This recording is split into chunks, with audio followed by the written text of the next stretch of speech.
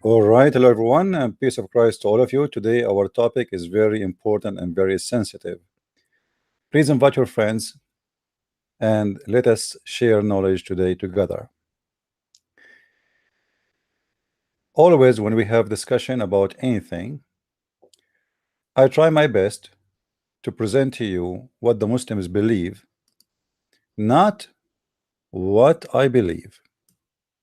At the same time, we discuss what they believe. When you speak to Muslims about Christianity, the Muslims they try to present to you what they believe, claiming that this is what we believe, which means a Muslim, when he speak about Christianity, trying to fight Christianity, he will not take what we explain the Bible or how we understand it. He try to present to you a different image about what the Bible says, and suddenly he became a scholar in it, trying to present to you something he don't even understand. Not even his book he understand.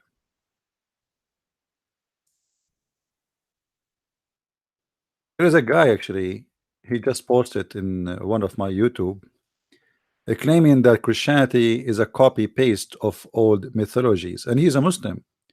But this Abdul, he forgot by doing that, he just proved that Islam is a stupid and false religion. Because if Jesus, all his miracles is coming from false previous mythology, and the Quran adopt those what it's called miracles, then the Quran have the problem, not the Christians only. So your claim is very stupid. You just fought your God and just to prove your prophet to be a false prophet. Isn't it your prophet who said Jesus he made the blind see?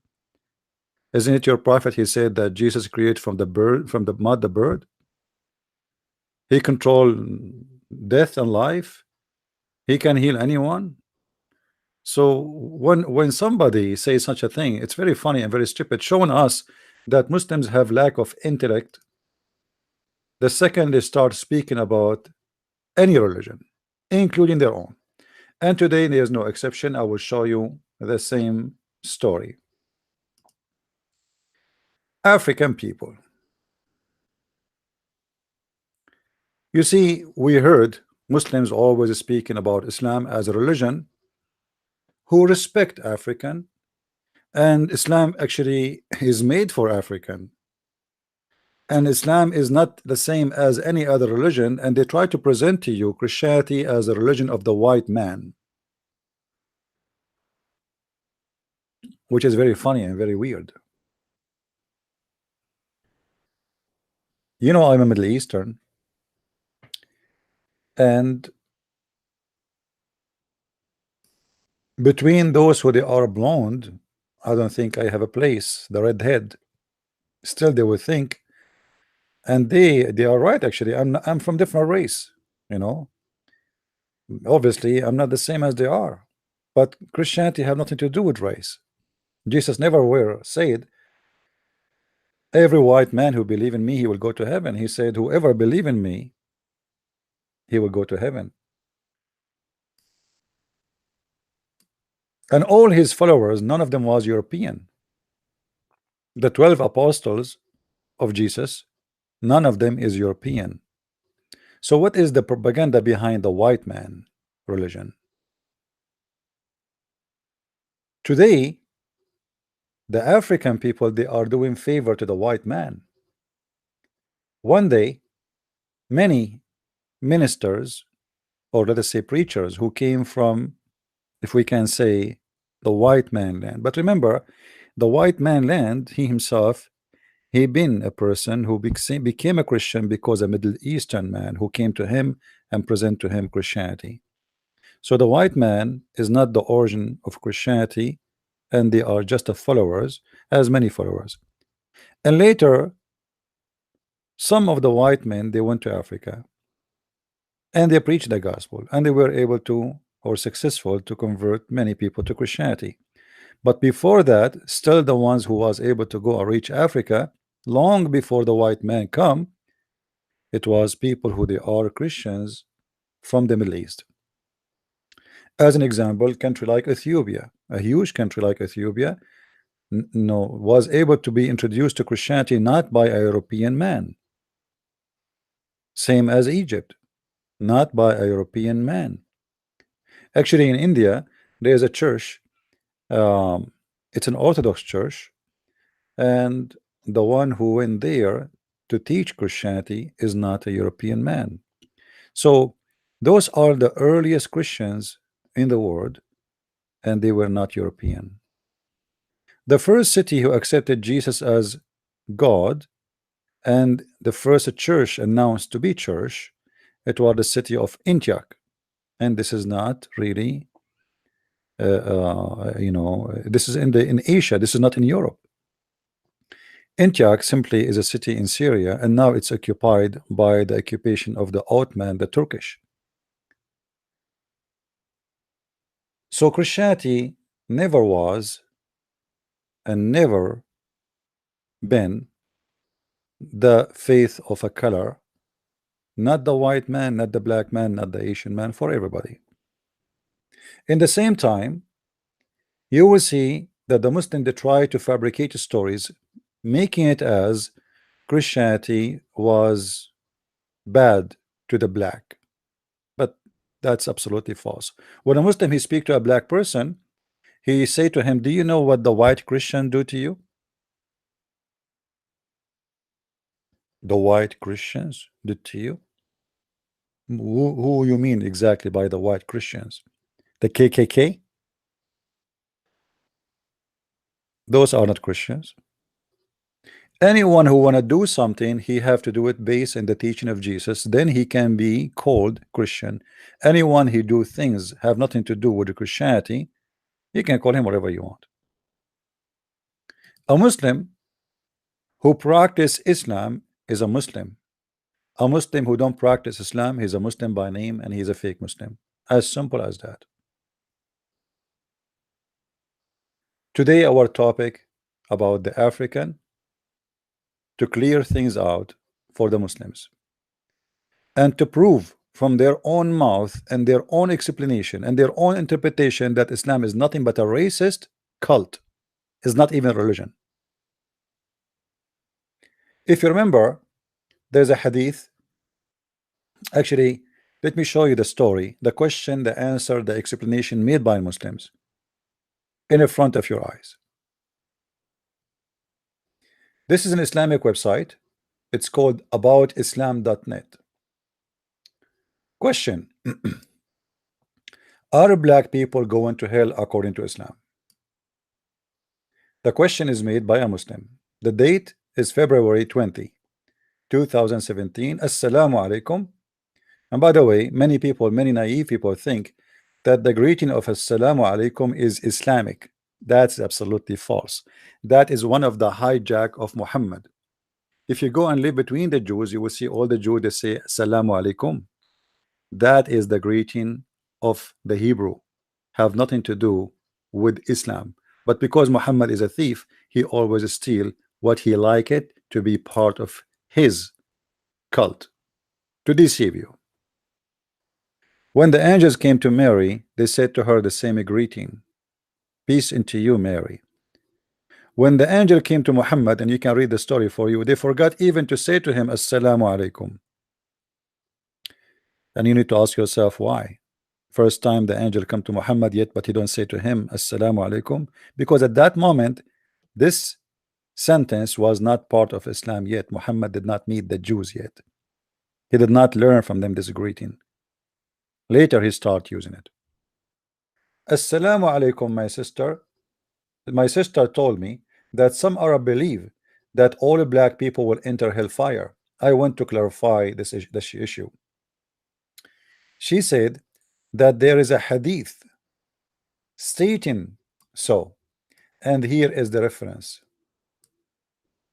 Ibn Hanbal narrated, reported that the effects state that God created the white race, from the right shoulder of Adam, from Adam right shoulder, and he created the black race from Adam left shoulder, then decreed that those from the right shoulder of Adam will enter heaven, and those on the left enter hell. And here is the reference according to the question. And remember, this is a question made by Muslims and is going to be explained to us by Muslims. And this is what is important about this topic. We are not stating our own understanding for this. The Muslims, they are going to give us their understanding. So please read with me carefully. Now here is the answer. Salam, dear Khadija. The woman, her name, the one who's asking the question, her name is Khadija. Thank you for your question and for contacting Ask About Islam. This is the name of the website, which is run by scholars, supposedly. Before explaining the hadith, we first have to acknowledge that this does not have anything to do with white or black race. So this is have nothing to do with the black race or white race. Okay, let us see why. If this is so, where is the mention of other race, such people from India and China and other neither white or black nor black? So here the Abdul is trying to be smart. Okay, well, if the hadith is about race, then why it does not mention people from India, people from Sri Lanka, people from Asia? The answer is very simple. Muhammad, he made it so clear. If you have a dark color, you are created to go to hell. Asian who don't have dark color, they are not. White men are not. I mean, it's not about race, but it's about color more than a race. Whoever is black, because the black people are not one race, and the black color is not the same. There's some they are very dark in color, there are some they are lighter, etc. So the verse here, the hadith here is so clear. Whoever have dark skin, he will go to hell. Whoever have light skin is going to go to heaven. As simple as that. And because Muhammad did not really live between Asian, neither between Indian, but he saw black and he saw the Roman. Remember, Muhammad used to do business trip to Syria. At that time it was occupied by the Roman, and this is why he asked his followers to go and attack the Romans so they can get the blondie girls, they can kidnap them and rape them. So in the word of Muhammad, there's the black, there is the white. And the Arab here, they will explain to us. Many Arab are dark complexion themselves, such people of Sudan. That's a big fat lie. People of Sudan are not Arab. Sudan is in Africa, and later the Muslims invade that country, and long after they start speaking Arabic. What does have to do with the Arab? Since when even Egypt is an Arab? Egypt is not an Arab country. Even Syria not an Arab country. In the time of Abdul Malik ibn Marwan, the Caliphate, Abdul Malik ibn Marwan, he made an order to change the language of Syria from Aramaic to Arabic. So until the time of Abdul Malik ibn Marwan, all the Islamic government books and record is written by Aramaic, and you can go and check it out yourself. So when they lie to you, they say to you, as an example, Arab are mixed colors. An example is Sudan. Secondly, Arab is not an ethnic. Arab is anyone who live in the desert of what it's called Arabia, which is a word mean desert. You see, stupidity versus knowledge. There's many people think that Arab are ethnic. They are not. Let me give you an example. Give me a second to open a website.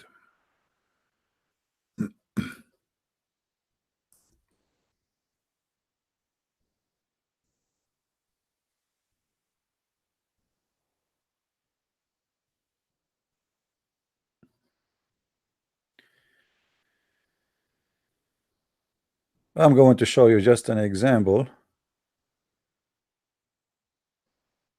Let us see.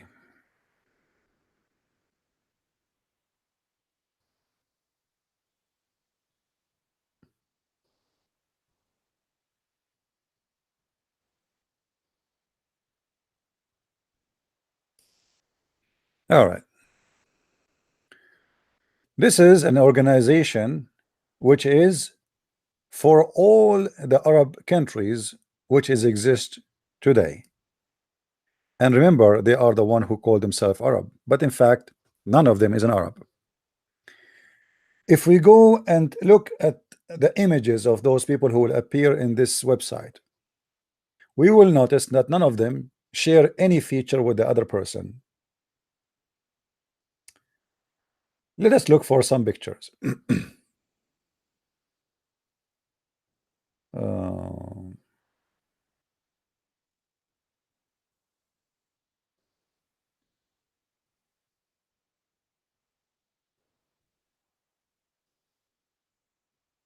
I'm trying to find you some pictures of.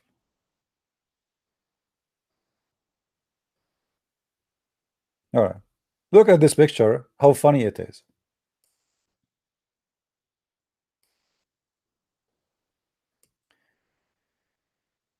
This guy is wearing Arabian clothes.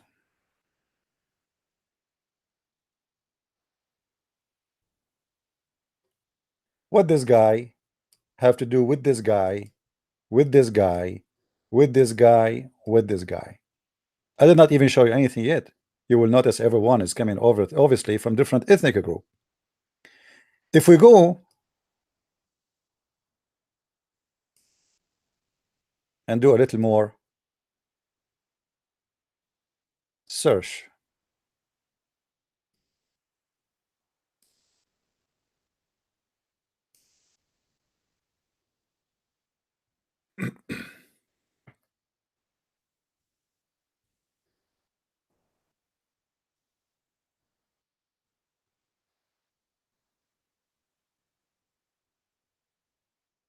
this is the king of Saudi Arabia.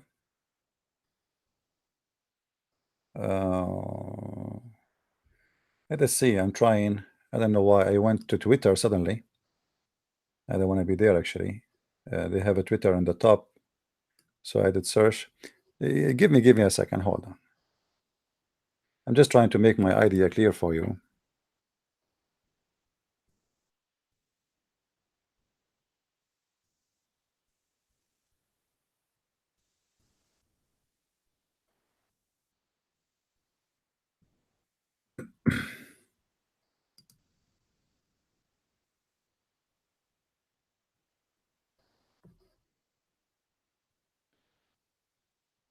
Let us see. All right, this is an example.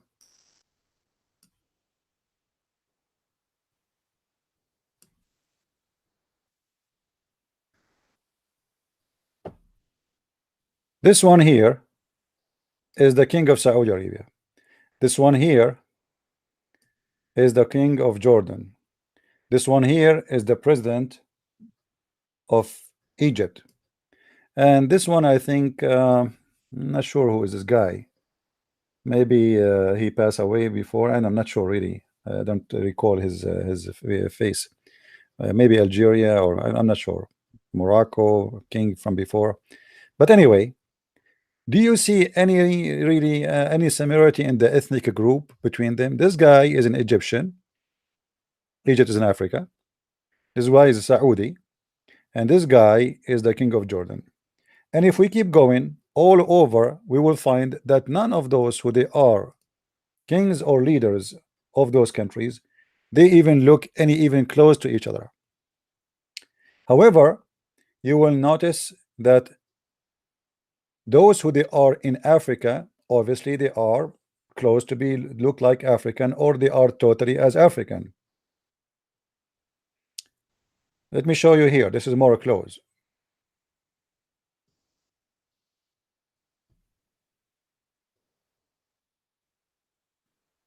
Actually, you know what? I will go over to the big picture if we can get it from there.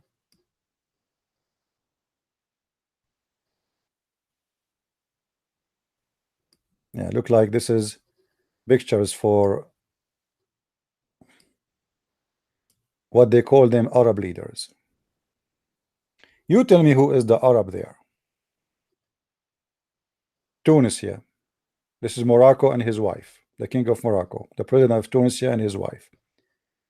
Al-Qaddafi, the king of Qatar and his wife, or one of his wives. The king of Jordan and his wife. The prince of Qatar and his wife. The president of Mauritania and his wife. The prince of Emirat, you know, Dubai, and one of his wives, which is actually the daughter of the King Hussein. This is the president of Algeria and his wife. I mean, this is enough. Now, do you see any feature those people they share together? I don't see any, because simply each one of them is coming from different ethnic group. The one who they are really considered as Arab, 99% of their blood is Indian. They are not an Arab by themselves as an ethnic. As an example, this is the Prince of Qatar. If you see this man alone without those Arabian clothes, you will think that he is a Pakistani guy. If you look at the map, you will see that Pakistan is just a few hours away in the sea, across the sea, across the shore actually. At that time it used to be India. So they have very close look to the Indian. Actually, even the clothes they used to wear is very Indian. Actually, even the Kaaba is the same as the Kaaba of the Indian, the black stone, which is worshipped in many in India, you know. So there's many things they share together. Those are the real Arabs, supposedly, the one who live in the desert. But even those are not really an ethnic called Arab. But whoever live in the Arabia is called Arab. And Arabia is a word mean desert in the Aramaic language. It is not a name of an ethnic. By time, when those people they get richer and richer, they start marrying from very beautiful women, or in the time of Muhammad, where they start kidnapping women from the Roman and etc., and they start getting the look changed too. But you will see that none of those we can consider them as dark-skinned people, as they say to us in the article. Where is the dark skin? As an example, this is the president of Libya, Al-Qaddafi. And Libya is in the heart of Africa, but yet Libya and Morocco and Algeria, they have a long history of kidnapping real black and shipping them for sale in Europe. Why? Because they consider themselves lighter in the skin and they are not the same as the African, but yet they are African. This is the president of Tunisia. As you see, he is a white person and his wife is a white woman. And the reason those countries are not really black, because all this North Africa was controlled by the Roman, and the Roman lived there. So they are mix of a blood between what is called African and the white European man since long time ago. Same if we go to the king of Morocco as an example, as you see here. All the pictures present to us nothing to do with African or Africa. Yet this is the Morocco. This is a land of in Africa. This is Tunisia. This is the land of Africa. This is Al-Qaddafi. This is the land of Africa. This is the king of Bahrain. And obviously even their clothes is different. This is King Hussein and King Abdullah. And the King Abdullah, simply he is descendant from he claimed that his family they are descendant from Muhammad himself. So I don't see anything about the black people there. I mean, this guy obviously have nothing to do with the black people. If we go and search, there's some pictures are not showing, but I think you got the idea.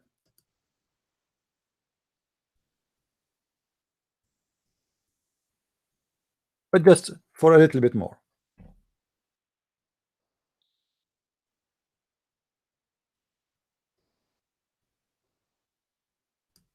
This is the president of Syria. I mean, obviously he is a really Arab.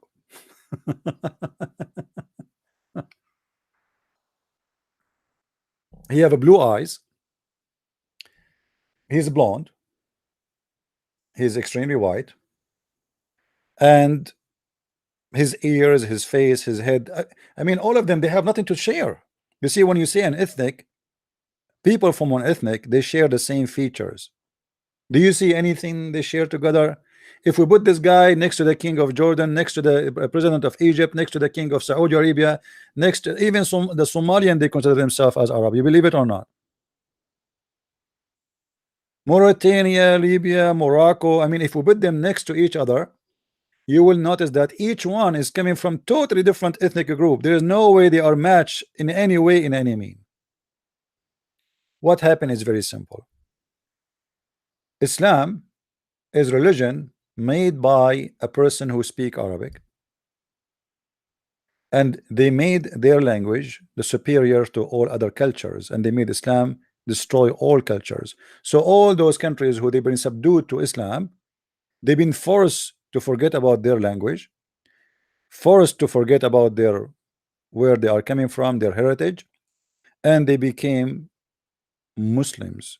If you go to Pakistan as an example, you will see that people, they are migrating from India, and I'm saying here migration about culture. They refuse to be Indian. Why? Just because of Islam. Why the Pakistani, they ask for independence? Because of Islam. Because they are Muslims and they don't want to be with the Hindus. As simple as that. And then they change their names. You go to Pakistan, you don't find yourself you are living in Pakistan, you find yourself living in Arabia. Their name is Arshad, Rashad, Muhammad, Ali. Where is the guys who they are? Where is the Indian names? What is the Pakistani names? So this is what called Arabization. Islam force Arabization on you, so everything will turn to be Arab. Now we go back to the article which we are trying to explain. So the first point, we prove that Arab is not an ethnic. Arab have nothing to do with any ethnic group. Arab is a name was given by the Aramaic for whoever live in the desert. Simply the word Arab mean desert. So if you live next to the Aramaic and you live in a desert, they call you Arabian. If the Aramaic people at that time live in Nevada, whoever live in Nevada, they will call them Arabian. The Arabic language is not even exist by itself. Arabic language is a collection of languages born of our Aramaic. Not only Aramaic, but the major, let's say maybe 90% of the language is coming from the Aramaic. The rest is coming from other languages. So even the Arabic language itself is not exist by itself. It is just the product of other language. We go back to the article. Many Arab are dark in complexion themselves, such as people of Sudan. And as I said, people of Sudan have nothing to do with the Arab. Otherwise, you have to explain to me how they are Arab, but they are black, and how come the Arab are not all of them black? Several of the Prophet companions had dark skin, as well as one of the most beloved to the Prophet, peace be upon him, Bilal ibn Rabah. But Bilal ibn Rabah, he was an Ethiopian, you liar. That's number one. Number two, what companion? He was a slave of Muhammad. You see, when they say companion, they make it look like he was his friend. But this guy, he lived and he all his life. Muhammad, he died, and this poor Bilal, he is an Ethiopian man. He's not an Arab, and he did not get his freedom. Who used to call adhan? He used to call for the prayer because he's a slave. The white man, the white person, he don't want to go for the hard work to wake up 4 a.m. in the morning. So they forced the black man, the slave man Bilal, to go and do the prayer. All of this to present to you what? That Islam is not racist? Let us see. I would like to thank you for the translation in Arabic. I was able to find the hadith you are referring to, and they're different muhaddith, which means reporter, and it is an authentic. Take a note, please. This hadith is authentic. Usually when we read it to Muslim, they say to us it is not authentic. Anything you throw at Muslims, they say to you it's not authentic. Anything, just to defend Islam. But unfortunately, your sister misinterpreted it either because it was mistranslated or not properly explained in the book that she was reading. Let us clarify why the black people will go to hell. And this is the hadith they are talking about. When Allah created Adam, he hit his right shoulder. I don't know, guys, if the text is coming clear to you. Can you read it still? Can you read the text? Please let me know if you can read with me the text, because I want to be sure that you can read it. There's no point. Let me be sure. Let me increase the text size. Okay, maybe this is better now.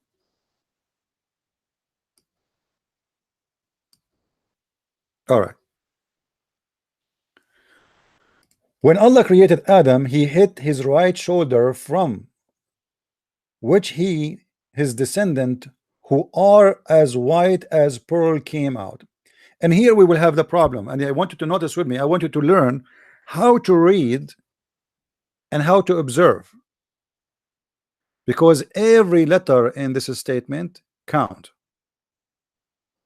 And we will show you how Muslims they try to get around it and around the meaning. So they are as white as pearl came out. Then he hit his left shoulder, from which his descendants, who are as black as charcoal, came out. So now we take a note, please, that white people are coming from the right shoulder. White people are coming from the right shoulder.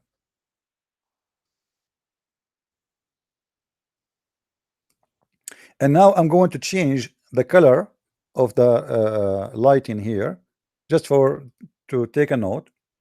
And from the right shoulder, from the left shoulder of Adam,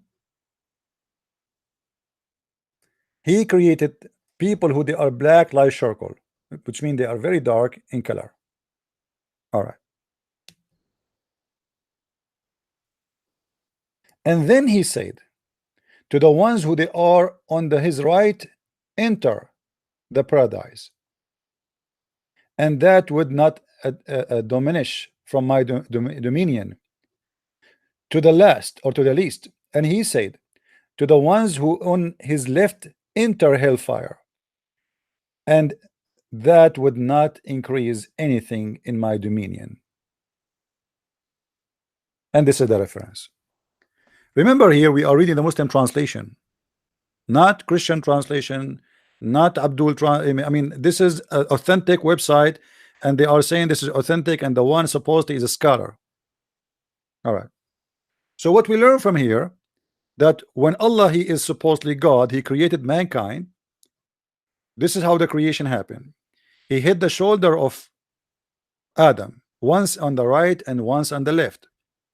When he hit him in the right, all the white people, they are created, but those white people are unique.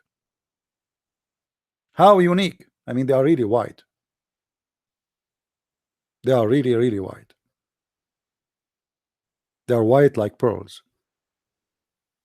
And then he hit the left shoulder of Adam, and he create people who they are in the color unique. How unique? They are so black. And then he said to the one in the right, you enter heaven.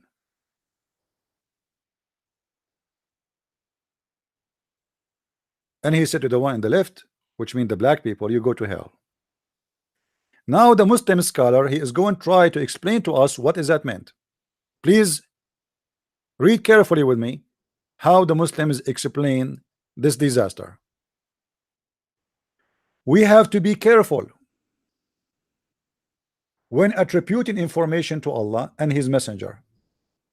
If anyone else write information that is contradictory to Islam, then we should tactfully correct them. However, in Islam, no one corrects Allah. In Islam, take a note, please. In Islam, no one correct Allah and his messenger, for his God. You see, in Islam, nobody correct Allah or his messenger because they are our source of knowledge. Wonderful. In addition, There is no one who is really white or black, because there is no individual on earth who is as white as pearl or as black as charcoal. That's false. That's false. There's people who they are really white, very, very white, and there's people they are dark black like charcoal. You can go right now and check African pictures and you will see there's people really, really, really dark, and there is people really, really, really white.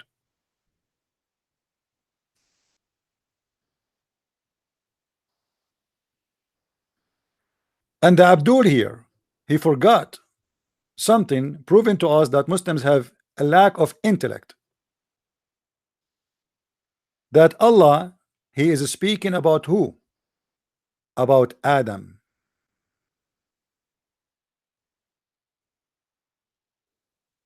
Is that correct? So if you are saying there's nobody in this earth is white and black, in the meaning of this hadith, that means all the story is fabrication. For Adam is a real man, and the story is about him. Otherwise, why we have to insert the name of Adam there and his shoulder?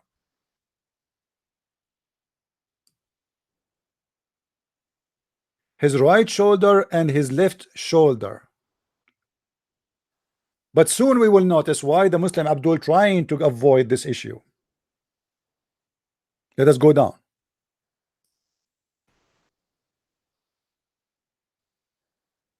There is no one who is really white or black, because there is no individual on this earth who is white as pearls or black as charcoal. Our skin color are either different shades of PG or different shade of a brown. When talking about people hereafter, in the hereafter, Allah in his book, he said, on the day when faces will turn bright and the other faces will turn dark. The fact doesn't say turn bright, it says turn white, not bright. Here he continued, chapter 3 verse 106.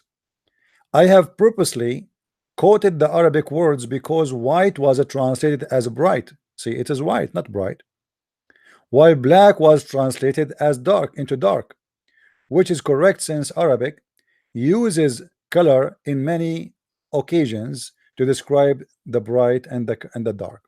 But the verse saying that in the day there's faces will turn white and there is faces will turn black. And we've been before in Ibn Kathir, and we saw how the story of Al-Jassasa, where a beast will emerge from the if you go to chapter 27 verse number 82, a beast will come from the ground. Let us go there. A beast will come from the ground. It's called Al-Jassasa, and this beast is going to have the staff of Moses and the ring of Solomon, and he will hit you in your face, and he will make you black or white, depend in your religion. So if you are a Muslim, Allah will make you totally white.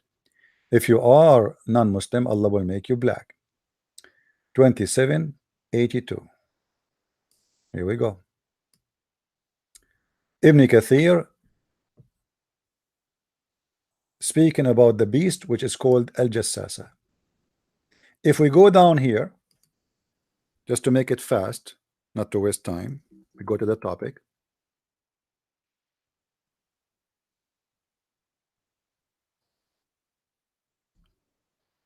Okay, hold on. Read with me.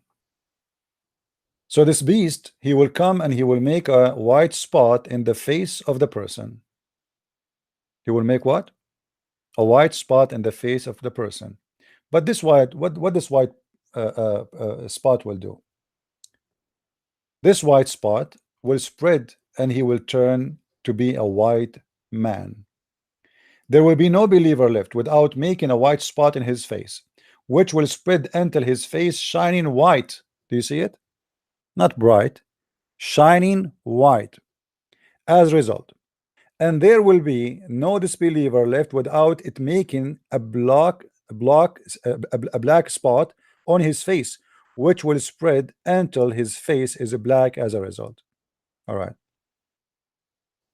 So what we learn from this story, that there is racism in the judgment day too. In the judgment day, nobody is allowed to enter heaven, and he is black. For all the inhabitants of heaven in Islam, they are going to be white. And all those who are going to go to hell, Allah will make them black. And as you see, this is not my interpretation and this is not my explanation. We go back to the article.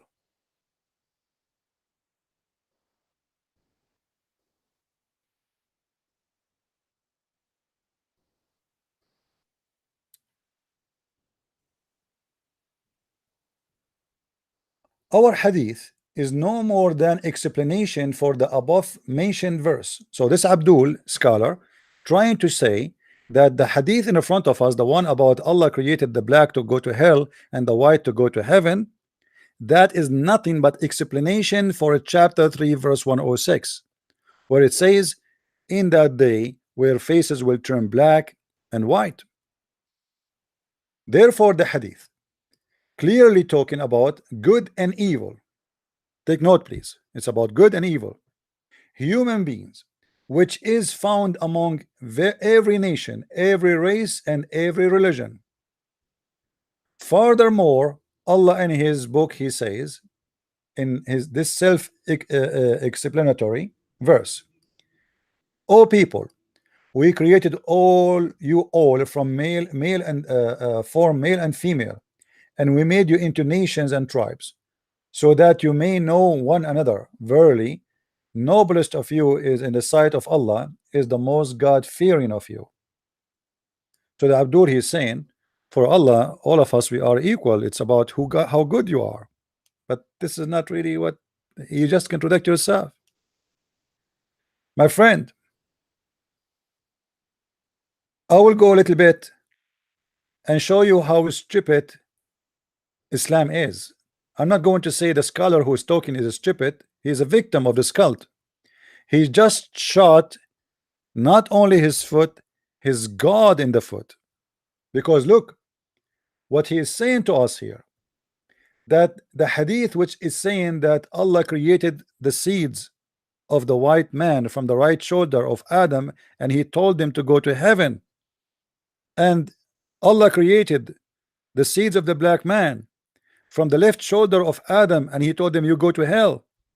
By saying such a thing and by admitting that this is an explanation for chapter 3 verse 106, you just admitted that Islam divine good and evil by color. Because look what he said. He is the one who said here, it is hadith is clearly talking about good and evil.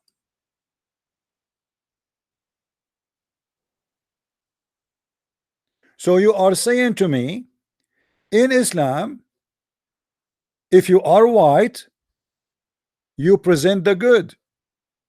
If you are evil,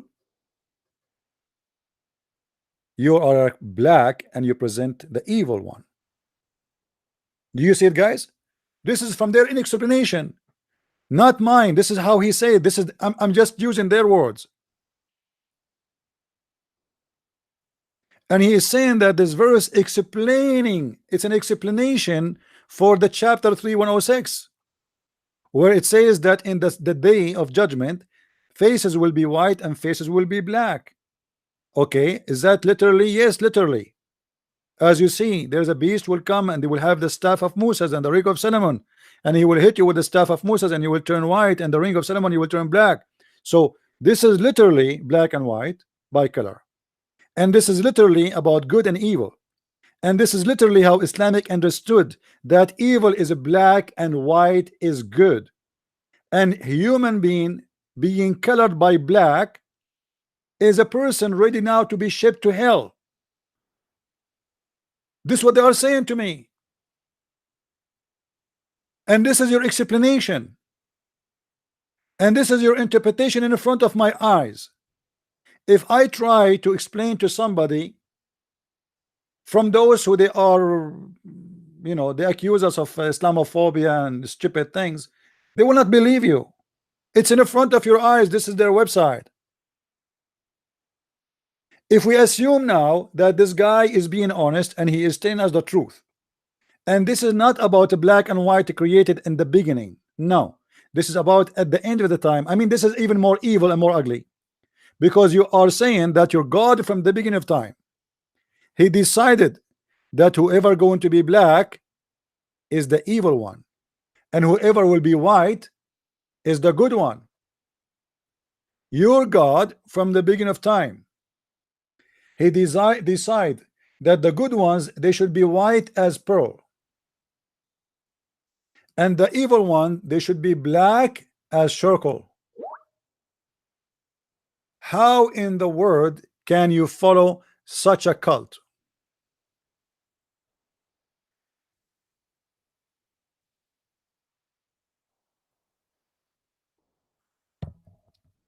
Any Muslim?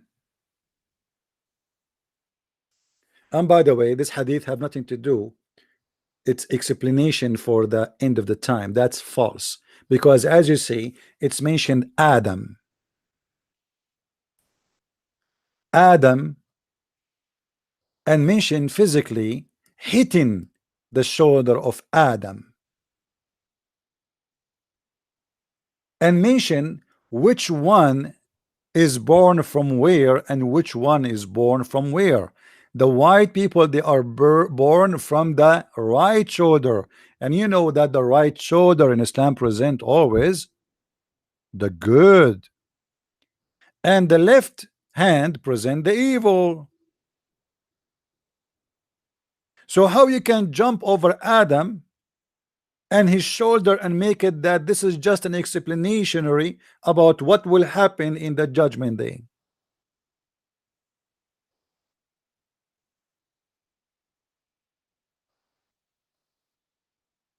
How you Muslims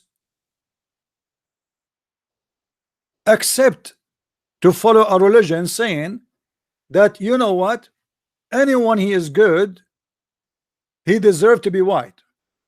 Because that's what you are saying to me. You are saying to me in the judgment day, when Allah he spoke about the left shoulder and the black people going to hell and the white people coming born of the right shoulder, that's mean the white people by color, you are right, and by being black, you are wrong, you are evil. And this is the reward of Allah. Allah reward is we will be black and white. So if I am rewarded in Islam, I will be white. If I am evil person, I will be punished and I will turn to be black. How dare you to believe in such a garbage? How dare you even to publish it as an explanation?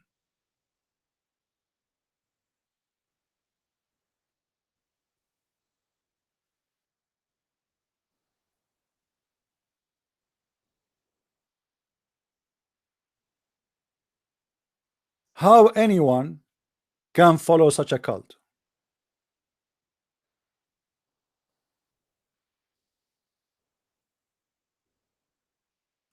Then this guy he continue. Also Jabir ibn Abdullah said the Prophet peace be upon him addressed us during his farewell. He said, O people, indeed your Lord is but one Lord, indeed your father but one Adam.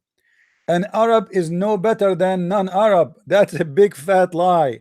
This sermon is a lie.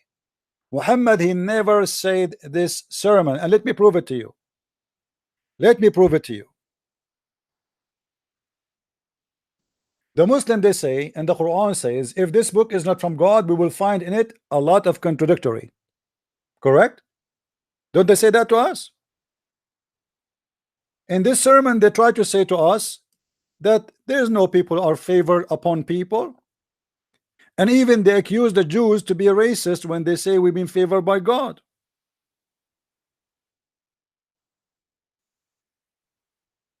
Let's see. Let us see and love.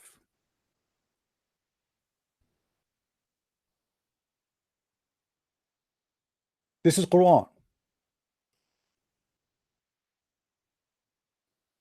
Chapter 2, verse number 47.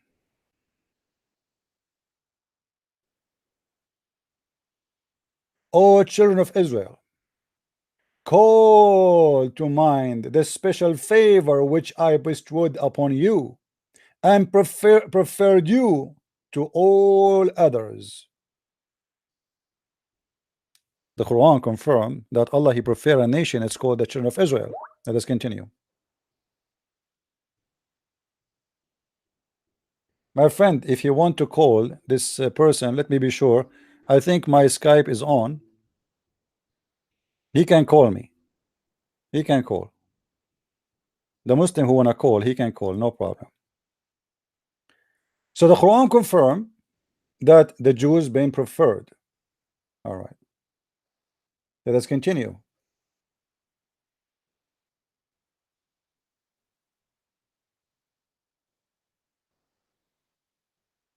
Chapter 2, verse 1 to 2. Allah He preferred the Jews again. O children of Israel, call to mind the special favor which I bestowed upon you and preferred you from all others. All right.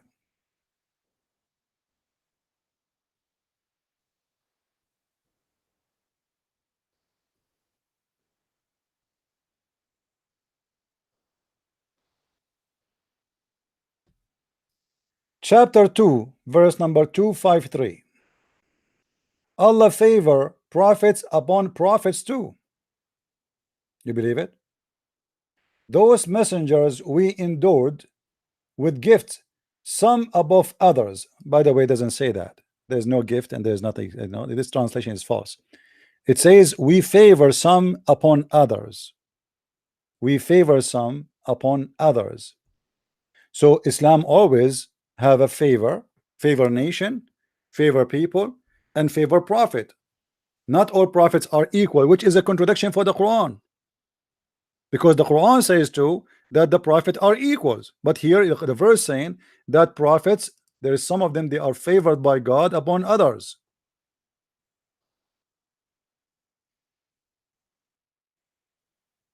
This is how Allah supposed to present himself. If we go to the hadith, we will see that Muhammad he claimed that he is the best of mankind, and the best of mankind are his family, and the best of his family is his tribe. And let us make it simple. From the best of mankind, let me get the hadith.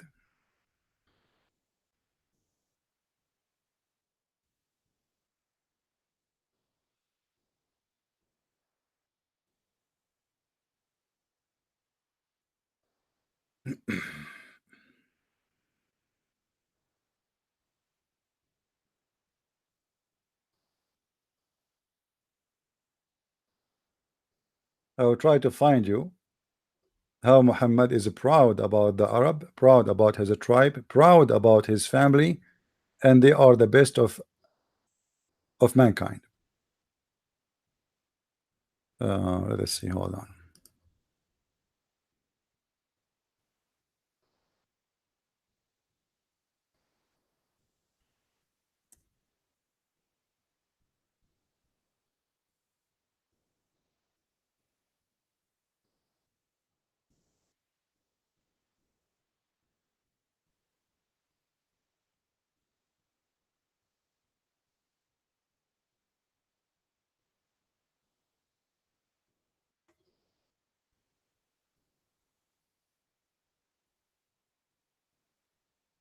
All right, let us see.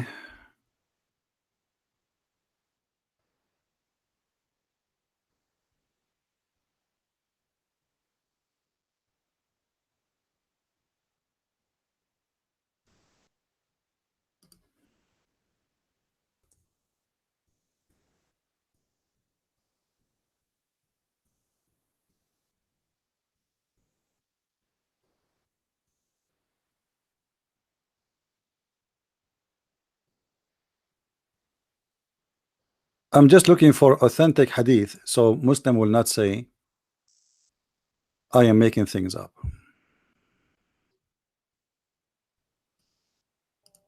Hold on.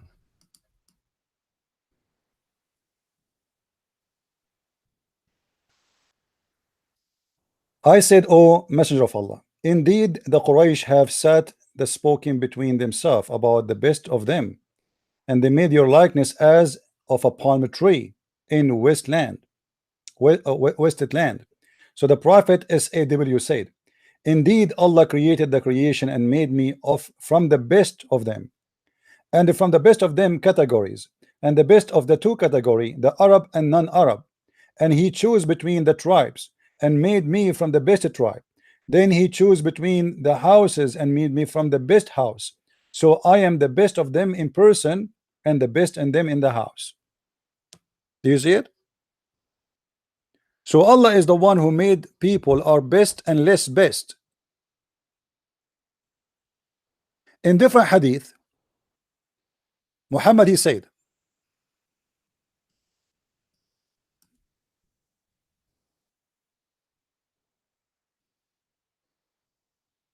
let me try to find it in English. This is the problem. You can find anything you want in Arabic, but the English story is different. Here we go. I heard Allah Messenger saying, verily Allah granted eminence in Kinana. Kinana is a tribe. From among the descendant of Ishmael. So the Kinana, they claim that they are descended from Ishmael. And he granted the eminence of the Quraysh among Kinana. And he granted the eminence of Bani Hashim among the Quraysh. And he granted me the eminence from the tribe of Bani Hashim. All of this, and you are saying to us that Allah he created all men are equally? How? Quraysh, they are a tribe who they are pagan and they worship idols. Why Allah favor Quraysh? Why Allah favor Kinana? Why Allah favor Banu Hashim? Banu Hashim, Hashim himself is a pagan. All of this, and you are saying to the people that Islam teach that there's nobody, and the Prophet he said, black or white, free or slave, it doesn't matter. All what matter for Allah is to be good. That's not what it says. All the tribe of Quraysh is good. All the tribe of Kinana are favored upon all mankind. How that can happen? Indeed, Allah has chosen Ishmael from the children of Ibrahim, and he chose Bani Kunana from the children of Ishmael, and he chose Quraysh. In different hadith, actually, Muhammad he mentioned the Arab by name.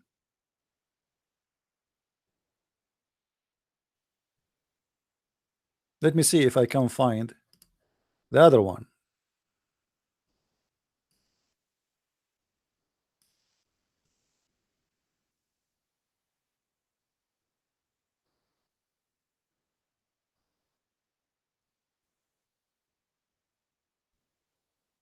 There's a hadith where it says that Allah he chose the Arab, he favored the Arab upon all mankind.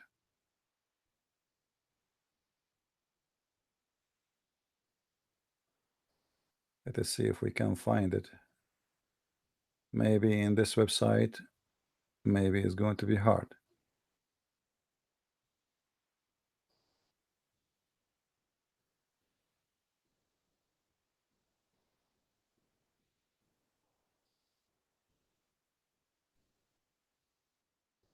Yeah, I cannot find it. But anyway, the hadith in front of me actually, but in Arabic I can find it, but in English I cannot find it, you know.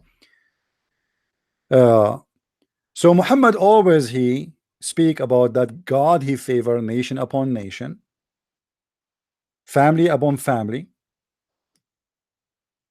person upon person, and yet in the speech Muhammad he made, as Muslim they claim, he said that there's no difference between a black and white, free and slave. All of you are in the front of Allah is the same. The best of you is the best of Allah. But this is not what Islam is teaching. Islam is teaching that you are created from the beginning of the time to be evil or to be good. just to show you how the Muslim they try to fabricate the meaning of this hadith.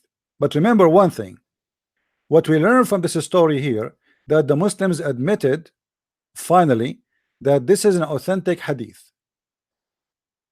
Let me go back a little bit.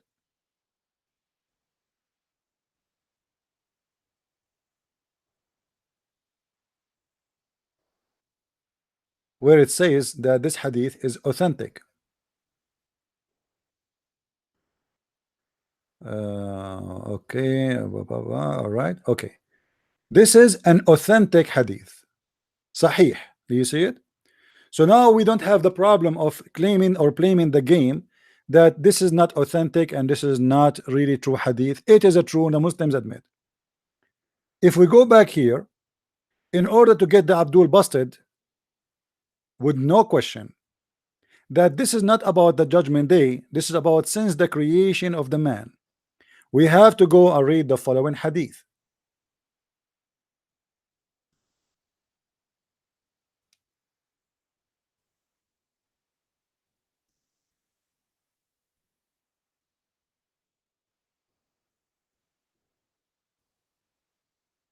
This is a hadith, which means a speech in Arabic, from Muhammad about a child who is born in a Muslim family, and he is an infant, but he died. And Muhammad and Aisha, they attended the funeral.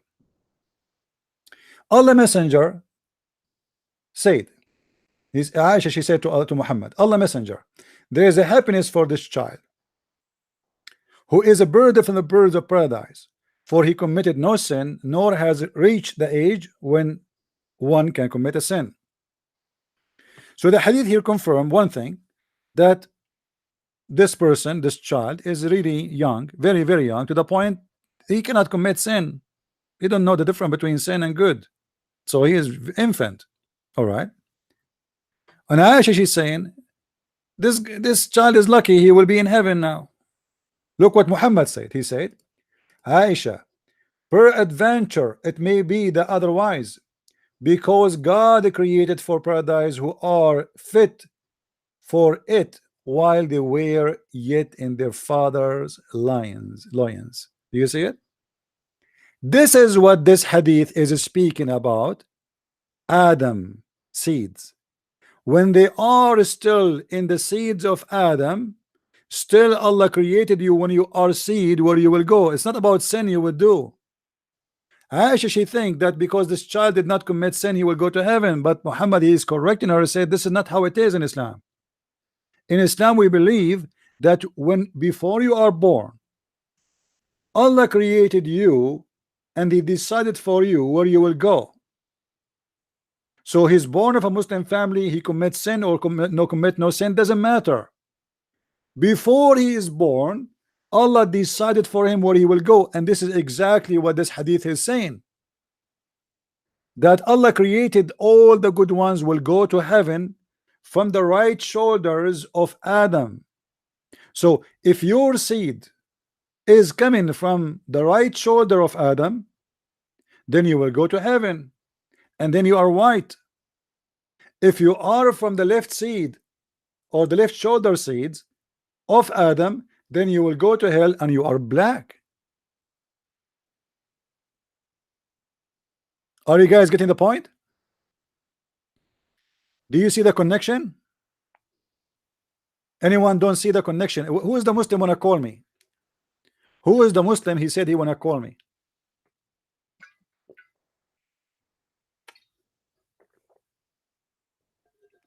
If there's any Muslim have an objection, I want to hear a Muslim have an objection, because if you have an objection, it means you have an objection about his God teaching. You see, when you are a child, is not when your destiny is written. Your destiny is written before you are created. In different hadith, if you remember, when Moses and Adam, they have a debate, which is funny. I mean, how Moses even saw Adam and debated him. But Muhammad, he claimed there was a debate, such a debate happened. So he said that Moses have an argument with Adam.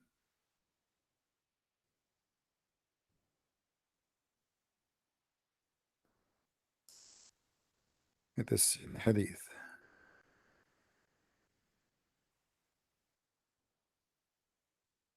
As you see,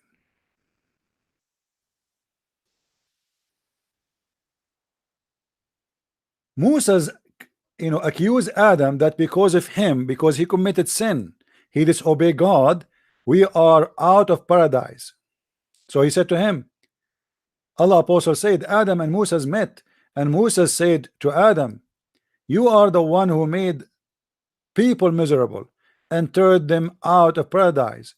Adam said to him, you are one whom Allah selected for his message, and whom he selected for himself, upon whom he revealed the Torah. Musa said, yes. Adam said, did you find that written in my fate before my creation? Did you find that written in my fate? So what Adam is saying to Musa is, why you are blaming me for the sin when this is not my sin? This is what Allah he wrote for me in my fate.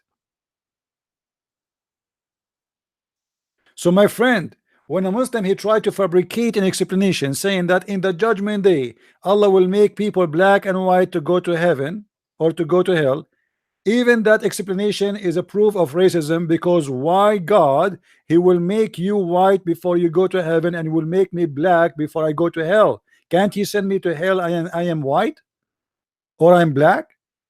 No, for obviously you just prove to us Islam consider white skin color is a reward and black skin color is a curse. Are you guys getting the point? The explanation they gave to us is a clear proof that Islam, even based on the explanation they give, which I don't agree with, but based on it, they prove to us this guy, this idiot, who is speaking with no shame, who is saying, sister, please understand, this is not about people who they are white and black today. This is about white people tomorrow and black people tomorrow. Does it make a difference? Or what you are saying to me that Allah will be racist in the judgment day? Not now. Allah will reward people black, or he will punish them. Obviously you yourself in the explanation you said that this is talking about good and evil, and who is the good? The one who Allah will turn them white. And who is the evil? The one who Allah will turn them black. But remember, this is not what it's meant. Only it's about good and evil, yes, but it's about, since Allah created mankind, he created them bad and evil. The bad are the white according to Muhammad, the bad, sorry, are the black according to Muhammad, and the evil are the black one according to Muhammad.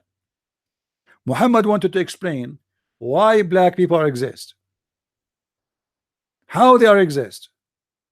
So he gave his scientific explanatory, which is black are made from the left shoulder. This is why here you notice the word left shoulder, because in Islam right shoulder or right hand present the good and the left one present the evil. And notice with me here, the man who explained this verse or this hadith, he said, I read carefully, in addition, there is no one who is really white or black, because there is no individual on earth who is as white as pearl or as black as charcoal. That is even more ugly. You are saying to me that in the judgment day Allah will make me not a normal black, will make me black as charcoal, for I don't believe in him. And in the judgment day Allah will make you white as pearl as a reward. I mean, how ugly that can be more than this? As a reward, which is based on racism and based on color. This is ugly. It's not ugly to be black. It's ugly to say that because you are bad, I will make you black. It's not ugly to be, it's not a reward to be white. It's an ugly for me to be a white now, because you are saying to me, because you are good, I will make you white. So you are connecting the color of the skin of mankind to the evil and the good. If we go back to the interpretation for the chapter 27 verse number 82, where Allah will make every person black and white, so when they sit together, how they will know each other, who is evil, who is good, from the face, from the white color. Then when people trade which one with one another in the marketplace, they will say, how much is this, O believer? How they will know he's a believer? Because he's white. How much is this, O disbeliever? How they knew he's a disbeliever? Because now he's black. And when they sit together to eat, they will say, they will know who is a believer and who is a disbeliever.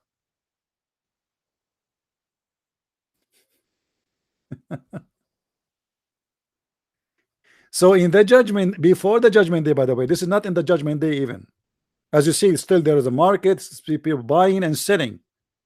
So Muhammad claimed before the time will come, mankind will be divided into race, white and black.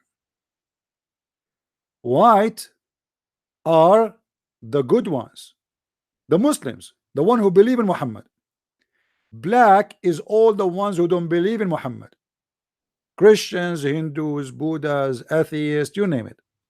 All of us, we will be black.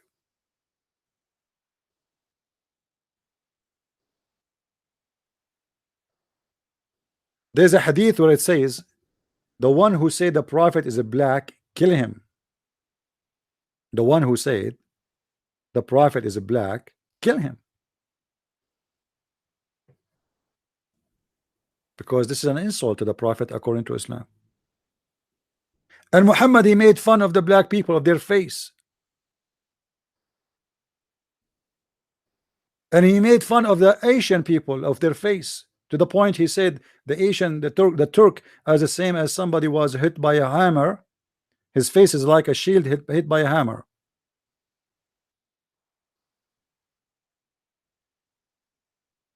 Do we have any Muslim would like to call me? Why today we have only like 300 people watching? Where is the rest? Are you guys watching Oprah?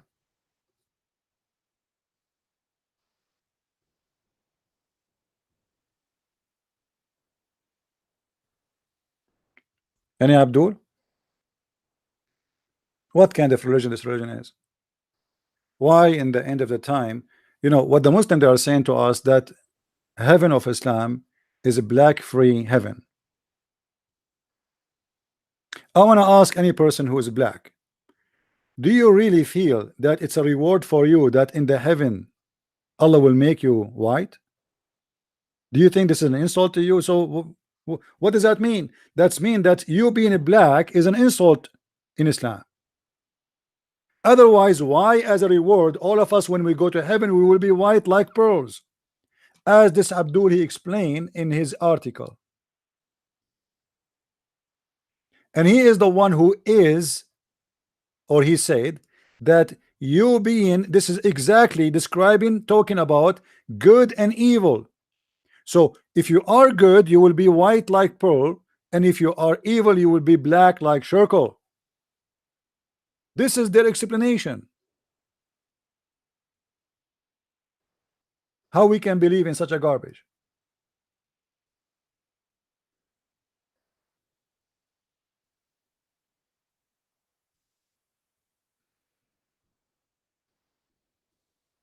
Christian Prince, finally he will turn black and he will find a girlfriend. Because I noticed it's easy to for black guys to find a girlfriend. Me as a white man, there's no girls who want to talk to me. I feel sorry now. Unbelievable. Maybe finally I will get married. Hmm?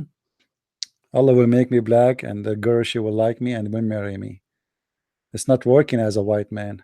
What I should do now? I'm waiting for the judgment day. I have to wait all this time until Allah make me black. Can't you make me black from now and finish it? I mean, that's not even fair.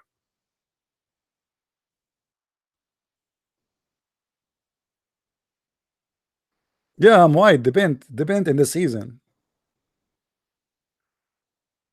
Do we have any Abdul? What a crazy religion. I mean, this is published in Islamic website to explain to the sister that Islam is not racism, not a religion of racism. This is how you explain that this is not racism.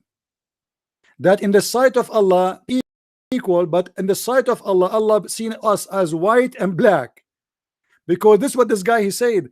Allah he see the good ones are white as pearl and the black ones as evil as charcoal. Do you see it?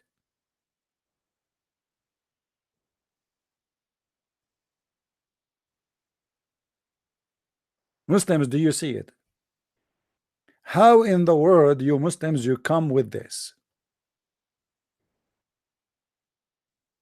Who is the Muslim when I explain to us why Allah will reward the Muslims, will make them white like pearls, and he will make the evil ones black like charcoal?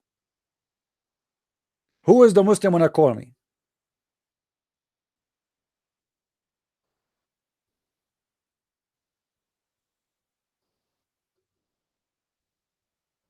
Allah is not funny, my friend. Allah is disgusting. First of all, Islam teach wrong ideas about beauty. Being white or black have nothing to do with the beauty. There's women who they are black, they are extremely beautiful. There's men who they are black, they are extremely handsome. Same for the white. You can be a white person, but you're not good looking. I mean, what? But nothing wrong with being good looking or bad looking. I mean, this not it's not your made. You see, when somebody is a good looking or bad looking, you have nothing to be proud about. It is just something inherent in your DNA. It's not your own made.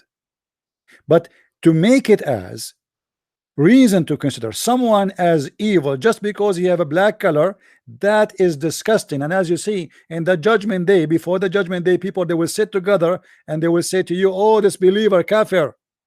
Why? Because you're black. Oh, he's a good man, he's a believer. Why? Because he's white.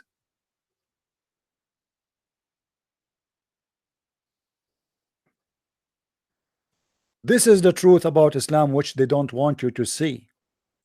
And as you see, we sit here for hours asking Muslims to call. My Skype is open. Where is the Muslims? The Prophet in his sermon, he said that there's no difference between you. The Quran says there's different. Muhammad, he said there's different. Muhammad, he said Allah, he favored the Arab. So was Muhammad lying?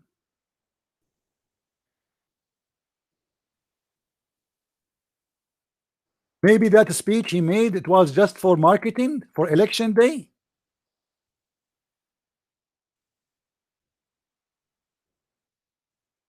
And Abdul,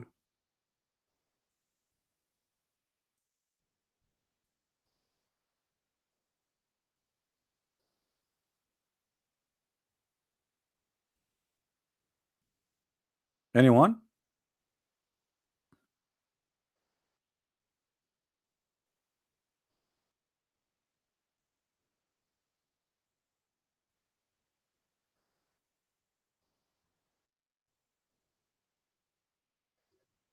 The funny, you know, Muhammad, he said, if somebody is proud about his inheritance, about his tribe, about his father, tell him to go and bite the penis of your father. Yet he is proud about his tribe.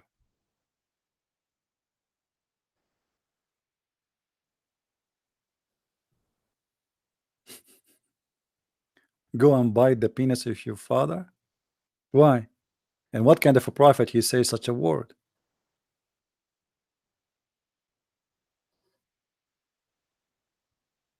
What is that?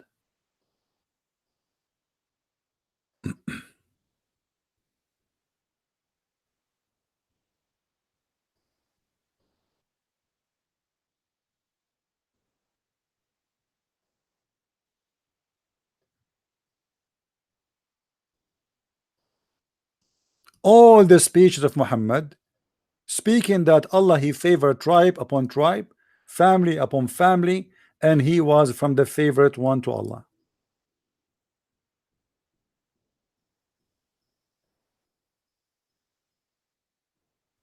Allah, indeed, Allah created the creation and he put me in the best group of them.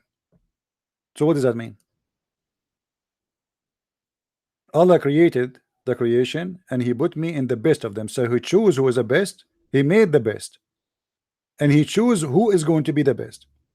Then he made them into two groups. So he put me in the best of the group of them, and then he made them into tribes, and then he put me in the best of the tribe. Then he made me into houses. He made them into houses, and then he made me in the best of them in lineage and tribe and lineage. Do you see it? How more it's clear that Muhammad he believed that there is superior tribes, superior ethnic, superior family, superior groups over others chosen by Allah. So the speech is about that God did not favor anyone upon free or black or white. This is a lie, because as you see, Muhammad he claimed that there's many there's a lot of filtration here.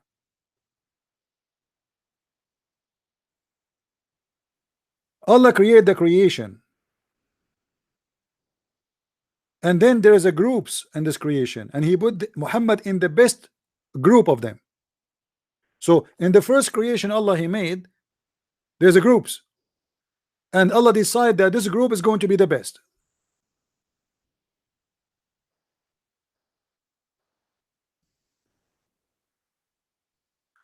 Group, from the group there is a best group of all the other groups. Those are nations. Then he made them into tribes, so nations are tribes. Then he put me in the best of the tribes. So from the tribes, or not all of them are equal, Muhammad is from the best of the tribes. Then he made them into houses, so every tribe have houses. And then he put me in the best of them, which means the best of the houses, in tribe and lineage. He made me. Do you see the word? It says he made me, made them, made me. He made them, he made me, he made them. He made them what? He made them the best.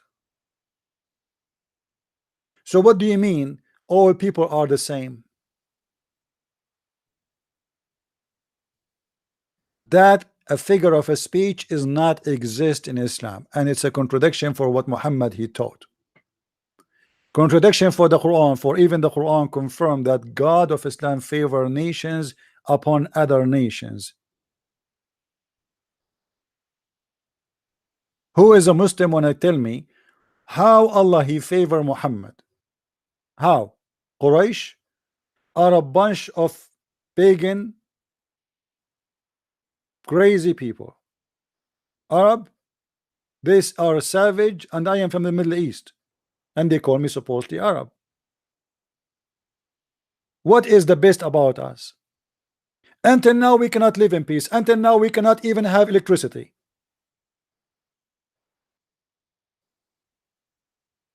And for sure we have to be thankful for Islam, because everything in Islam, since Islam came to the Middle East, everything is became inshallah, which means Allah is willing, but they never do anything. They are waiting for Allah to do things. They think Allah is the same as Jesus. He can raise people from death, but Allah never do anything. You call the company, you say to them, my phone is not working. They will say to you, inshallah, tomorrow we will fix it. You call second day, they will say to you, didn't we say to you yesterday, inshallah, tomorrow we will fix it? You say, yes, you said so. He said, okay, inshallah, tomorrow we will fix it. But you said that yesterday. Today is tomorrow. No.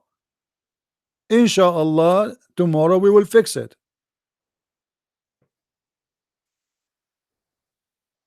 What is good about those nations? You see the funny, they say that the Jews are cursed. The Jews are cursed. Can you show me how the Jews is cursed, Muslims?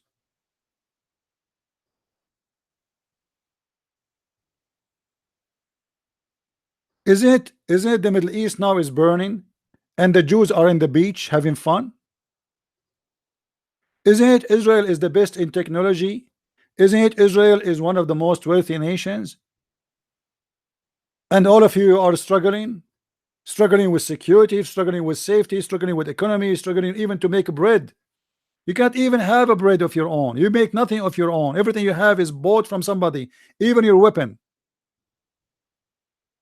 Who is the one is cursed? I remember when somebody made a cartoon or you know, an occasion about cartoon, draw a cartoon for Muhammad. The Muslims, they decide to boycott the milk of Netherlands. And guess what happened? Babies start dying. I mean, you want to quote them, you will not buy their milk, like as if you have your own. Okay, we will boycott you because you made a cartoon about the prophet. We will not buy your milk and your cheese. After less than a week, the Muslim, they felt how stupid that decision is. Our shelves is empty from milk. A little country, little tiny small country like Netherlands is feeding the world milk, and the Muslim decide to boycott the milk, and now they have no milk. So who is the one is cursed? You are punishing who? You think by not buying the milk of Netherlands they will go bankruptcy?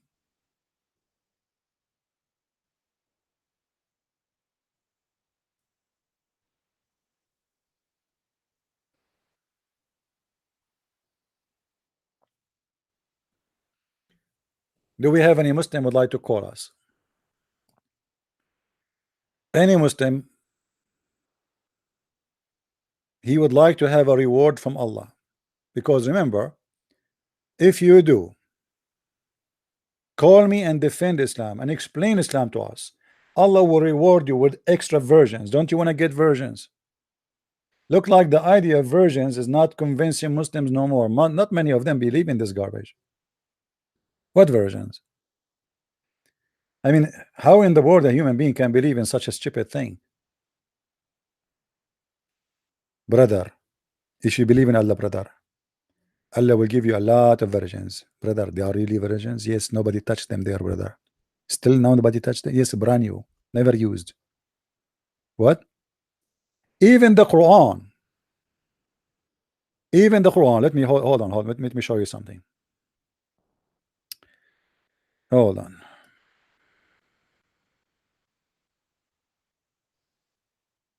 Oh Lord.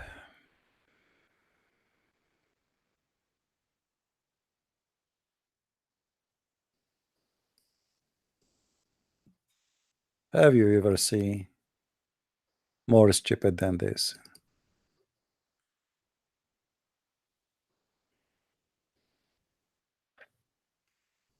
You know, I don't know how many of you got my book, Sex and Allah. You can get it from Amazon.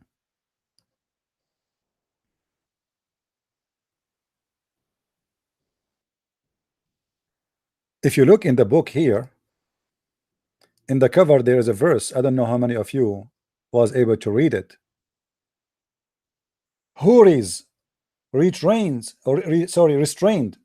whom no man jinn has opened their hymens with sexual intercourse before them. By the way, I try to be polite when I translated in the translation. However, you can this I did not even use this, is not even my translation. This is an Islamic translation.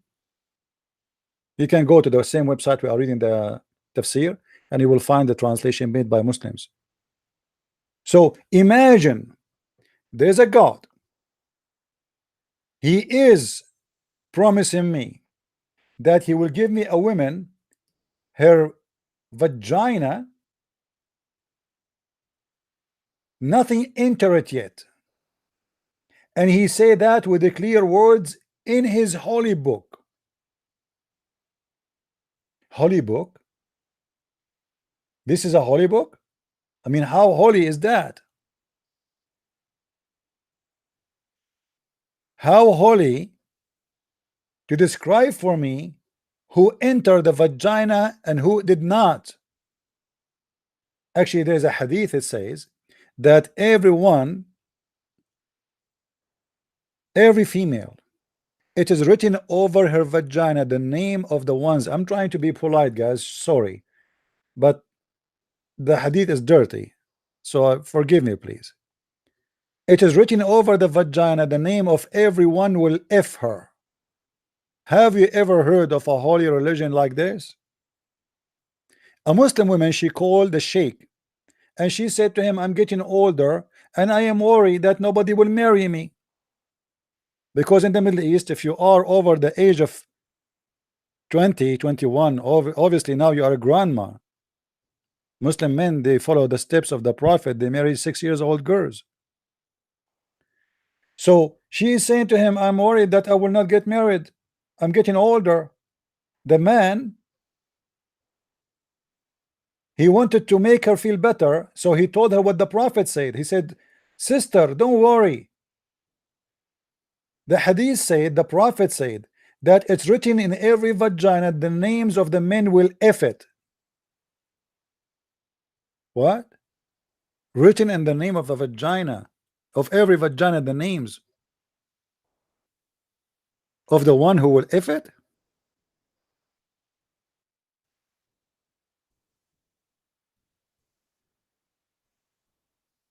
Any Muslim?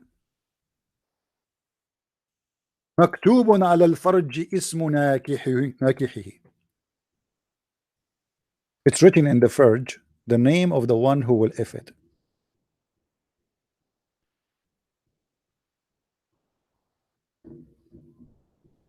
What do you say?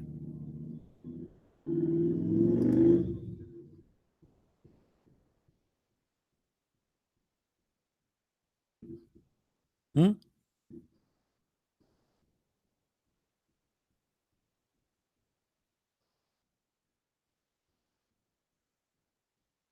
Any Muslim have a comment?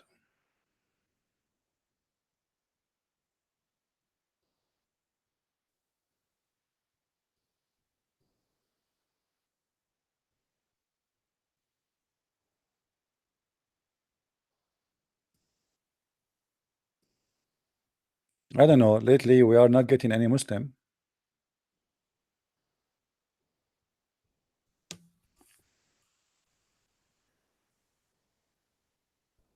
And this is, my friend, how Allah explained to us how He created the black and the white. From the shoulder of Adam,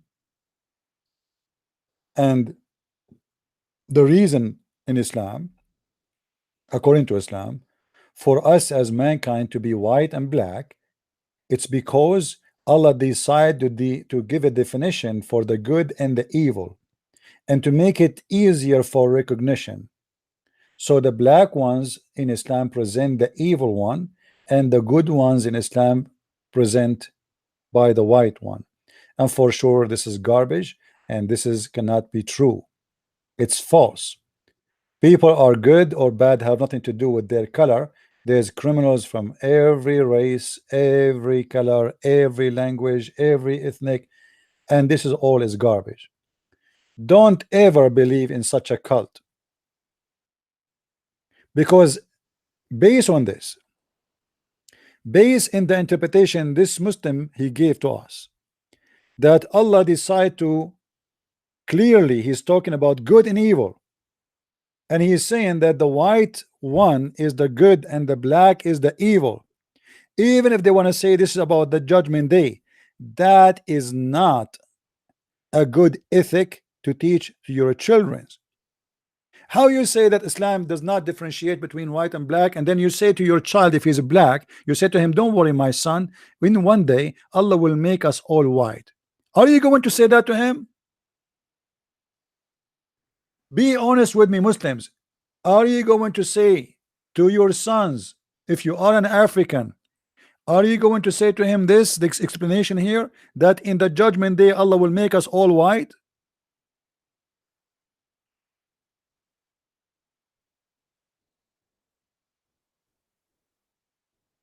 Who is a Muslim would like to call me?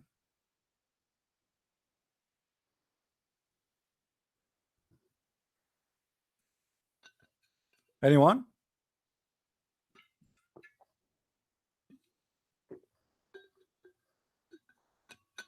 Who is a Muslim would like to call me?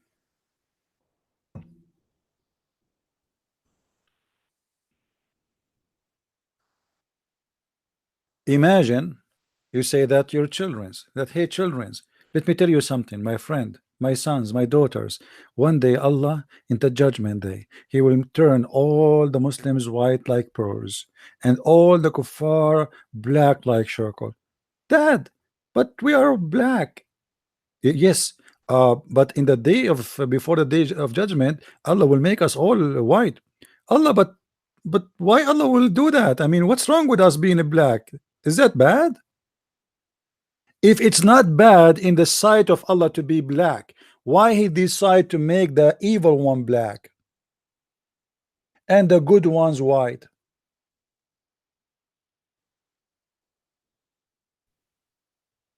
Anyone can tell me?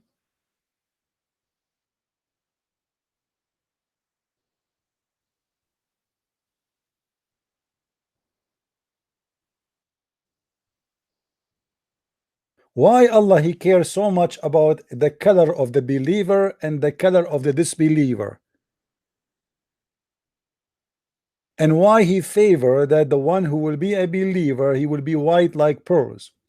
And why he mentioned the name of Adam and the shoulder of Adam and the right shoulder and the left shoulder? Why he claimed that whoever created from the left shoulder of Adam, he is the seed of evil and he will be black, as you see in front of you. And as you see, the Muslims admit here that this is an authentic hadith. The game of being weak is not working no more. This is authentic.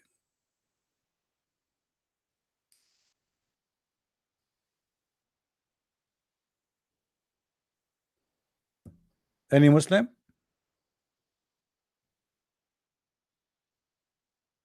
And I am angry from this hadith because I mean, why Allah don't make me wake up tomorrow and make me black right now? Why he's waiting until the judgment day? I want to be black. I mean, come on. If we ask Allah, is a Christian princess good? He will say is evil. Okay, as long the evil ones are the black one according to Islam, make me black. I want to be black.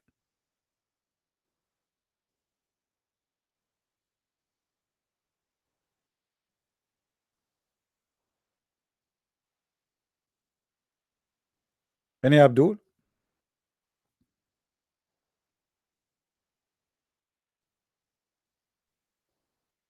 I'm black in your book. That's good. Uh, you know, first time I went to see Osama Dakdok. You know Osama Dakdok, right? He's from Egypt. So I went. He was in the church, and a lady she welcomed me outside, and I told her I'm here to see Osama. And I entered the room, and Osama he looked at me. You know, he was looking like, who is this guy? And then the second I start talking, he said, CP, this is you? I don't believe you look like this. He was scared to death. Unbelievable. I go in the elevator, I say good morning, nobody answer. People are scared, terrified. I look exactly like a terrorist. Any Abdul?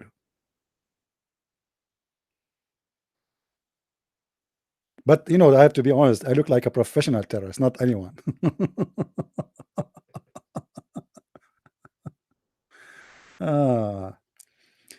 Any Abdul here?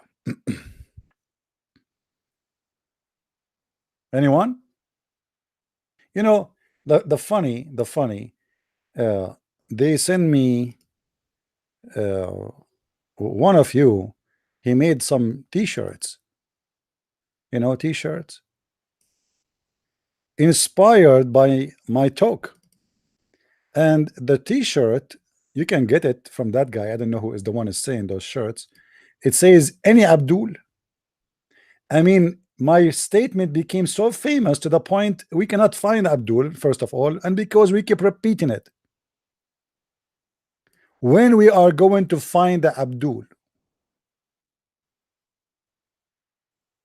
who is the Abdul is willing to call us?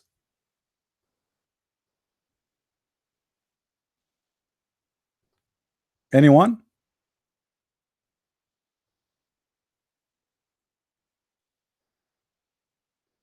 After we close and we finish our broadcast, the Muslim, they will say this guy is a liar, he know nothing, he understand nothing.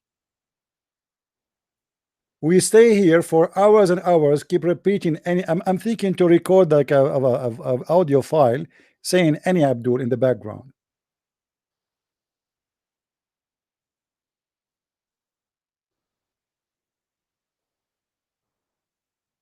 So who is a Muslim or Muhammadan is willing to call us? My friend, brothers, sisters in Islam, if I now convert to Islam, do I have a promise from Allah I will turn to be white?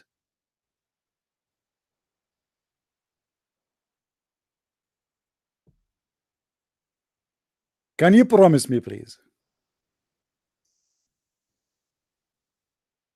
I cannot wait, brother. Brother, how I know for sure that I will turn white when I convert to Islam? I mean, if there is a symptom, are we going to turn? Okay, hold on. If we go in the story here, just to show you how crazy Islam is. When this beast come, and look at this beast, guys. Did you see the beast? Look at this beast. Muhammad the thief, he is stealing something from the book of Revelation, but always because he's a thief, he turned it upside down.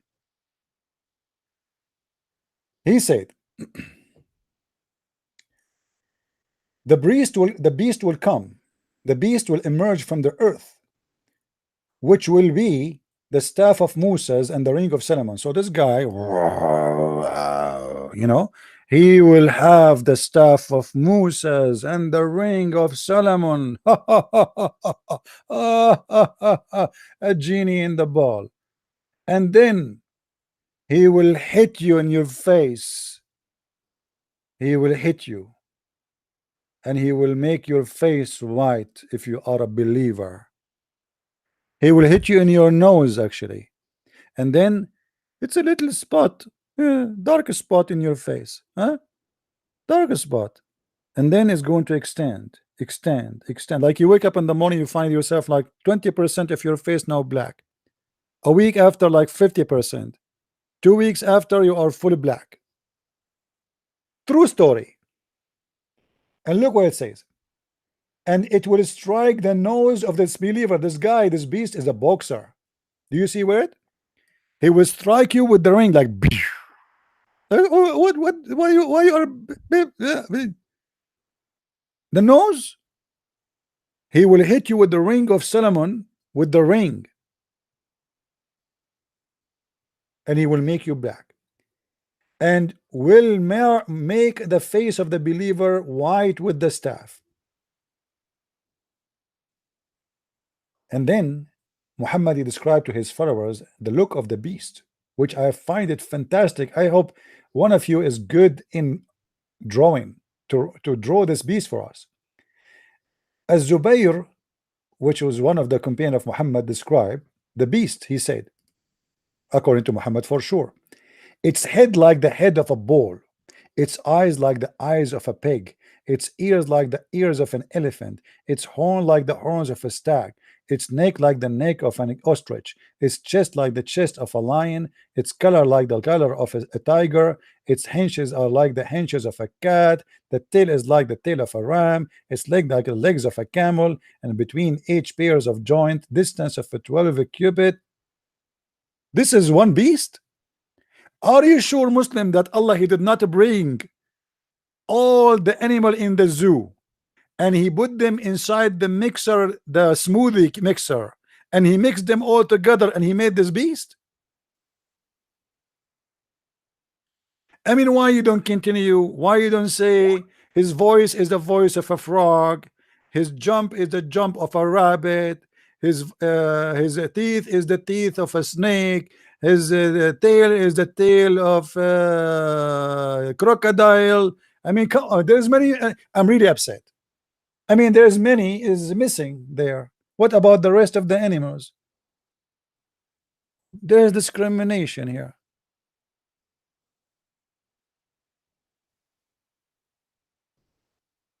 Any Abdul?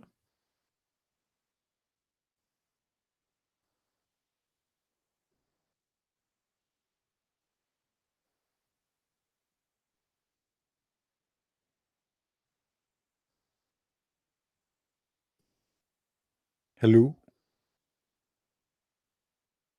Hello? It's me you looking for.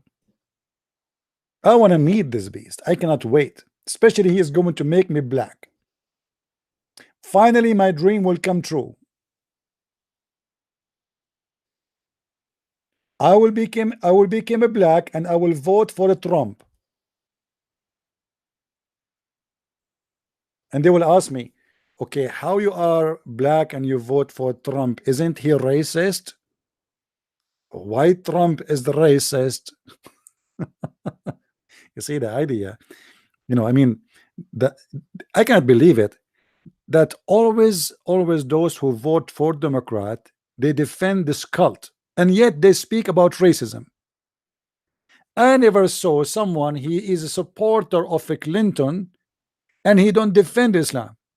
But this cult, as you see, consider the evil one or the black one. This cult believe and teach that women are not equal to men and they are going to be beaten by men. It's the right of the man to beat them. It is the right of the man to own as many as he want of his slaves, to rape them. It is the right of the man to control them and have 4 wives at the same time. Yet those people, they defend this cult. Let us see. Do we have any Abdul? I mean, please, who is Abdul wanna call me?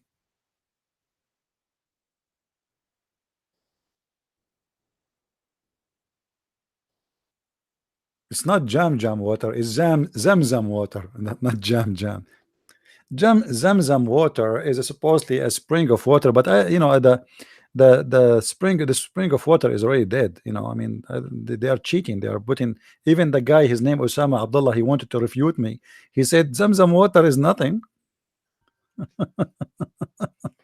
It's dead. They are they are uh, they are putting like water from different sources in it.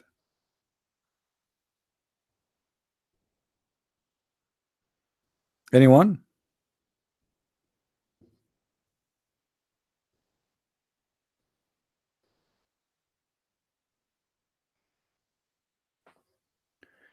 My friend, I welcome anyone to debate me. Don't tell me debate Ali Dawah and Potato Mawa. Well, I don't care. Let them come.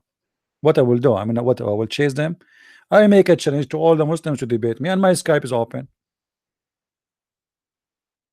Have you ever heard that one of those people, the guy, what his name, the Titan TV guy, he offered them to come and debate me. The second they heard that this is a Christian prince, all of them, they back down. Do you remember? Even he named them by name. He said that he asked them to come and debate me, and he named the guys. He offered them to come and debate me.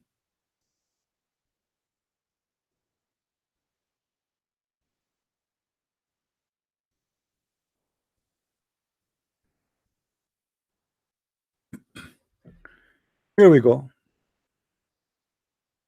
This is the video from the Titan TV.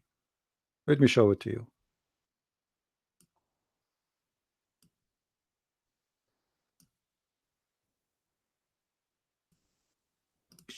Preface it, Christian Prince.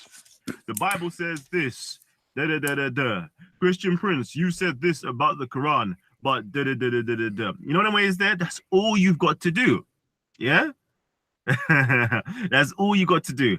So if you're up for a challenge, okay, come on in.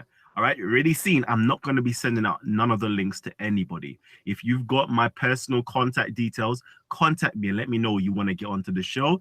Otherwise, all you have to do yet again is email me, kalam@live.co.uk. All right, email me. I'm sure we're going to get a hell of a lot of excuses. Oh, but I didn't know how to contact you. Why didn't you send me the link? Well, we all know how you get onto the show, right? We all know all you have to do is email me and I will send you the link straight away. And then a week after, channels that are scared. a week after, the guy he was inviting day and night the Muslims to come and debate, and then nobody show up. I have seven Muslims what I call live, 7, but none of them is of the names he challenged them to come, like the names they claim that they are famous.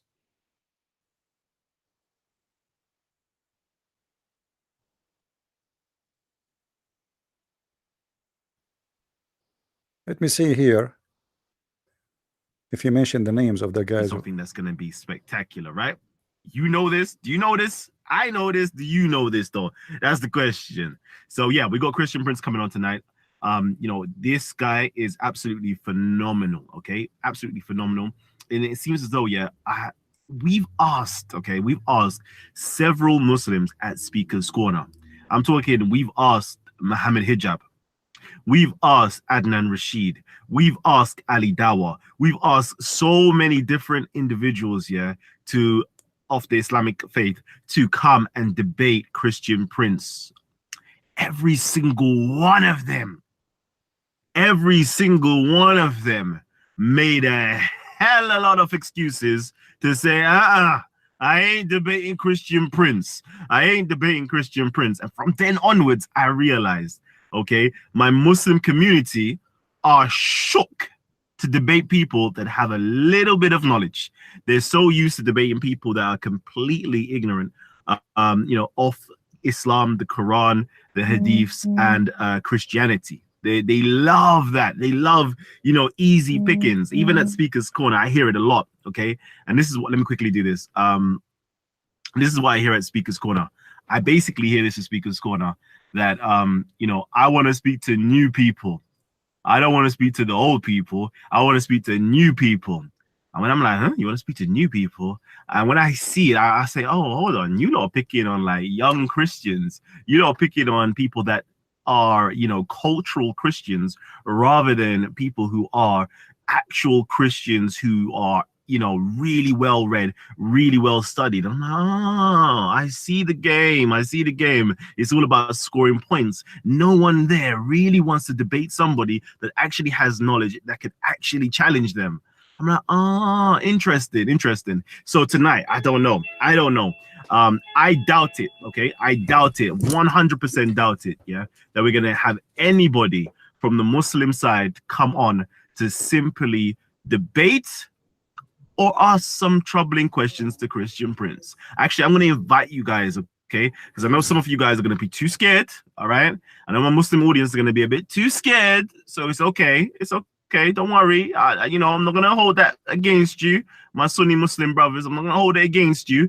If you've got any questions for Christian Prince, all you have to do is either email me, kalam@live.co.uk,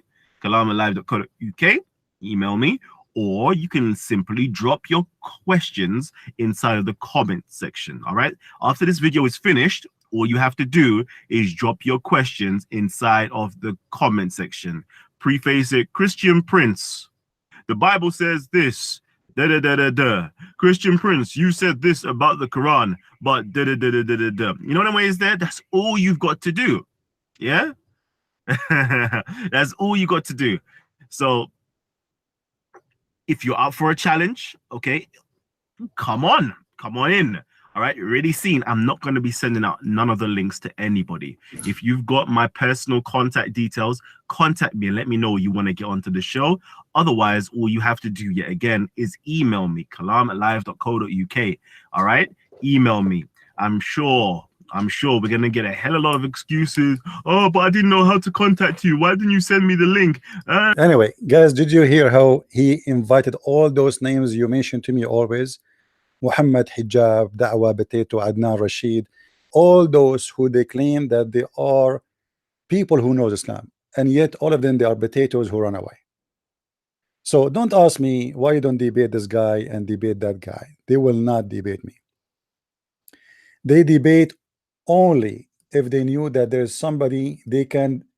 Let me tell you how it is. Muslims, they go and they look for someone they knew they can make it with him, which means at least he will not hit them in the nose, not physically, I mean, and he will not destroy their fake career. They will choose someone who do not know anything about Islam or little about Islam, and then they will try their muscles with them. But the second they knew that you are a person who can beat them easy, they stay away from you. And this is what this gentleman was speaking of. They choose always naive ones who don't have education, and they don't know much about their belief and the Muslim belief. And the most important is not to know about Islam belief, because the Muslims, if you do not know about Islam, they can accuse you with things it exist in their religion. You see, when the dad used to debate Christians, those Christians, each one of them, he was a very naive person in Islam. Until one day that he met with Arab Christian, his name is Sharush, and he's Sharush. Sharush, he debated Didat. Didat did not show up for the second debate. They scheduled 2 debates. The second debate, Didat did not show up. He backed down. Because Didat is not used to debate someone who speaks Arabic and someone who knows about Islam.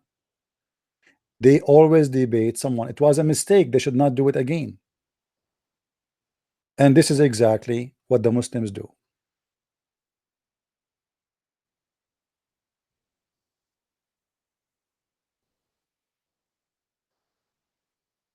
Too bad I did not get that.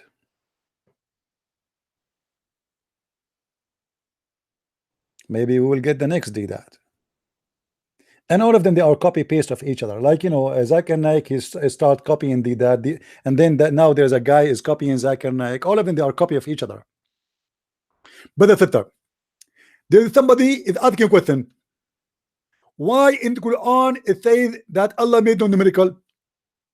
First of all, my friend, the Quran itself is the miracle. And look at me. I am myself, I'm a miracle. I'm trying to grow a beard, and I am struggling with the beard. I put fertilizer, it's not working. I put even Nivea, it's not working. Then I started the Quran, and now mashallah, my beard is growing. All of them, they are copy paste, but nobody knows even what this guy is talking about. When Zakir Naik, he says the reason we don't have a Muslim woman as a prophet because if she bend over, everybody will look at her ass. I mean, there's 20,000 people are listening live, and nobody says to him, shame on you, you idiot. What are you talking about? We don't have a Muslim woman because if we have a Muslim woman, she will bow down and her ass will be in front of our face, and the Muslim will not pray to Allah then. This is what he said. Brother sister, our sister here asking a question. Why in Islam there is no women see the Prophet? First of all, let me confirm to you that in Islam there is no women see the Prophet, and there's a reason for that, and it's very logical, extremely logical and scientifically logical. First of all, if a Muslim woman she become a prophet, then she had to lead the congregation in prayer, and she lead the congregation in prayer. Then that means she have to do and wudud, which means she have to bend over. And if they bend over, the Muslim will be disturbed and they will not be able to pray. What?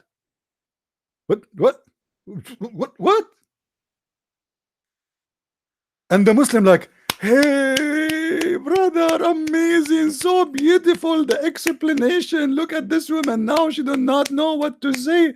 Allahu Akbar, Allahu Akbar. Astonishing answer, brother and sisters. How this guy got this answer like this? Is so fast and so good to be true.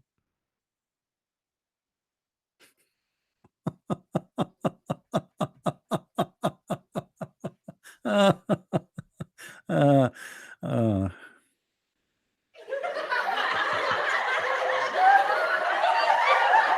true story.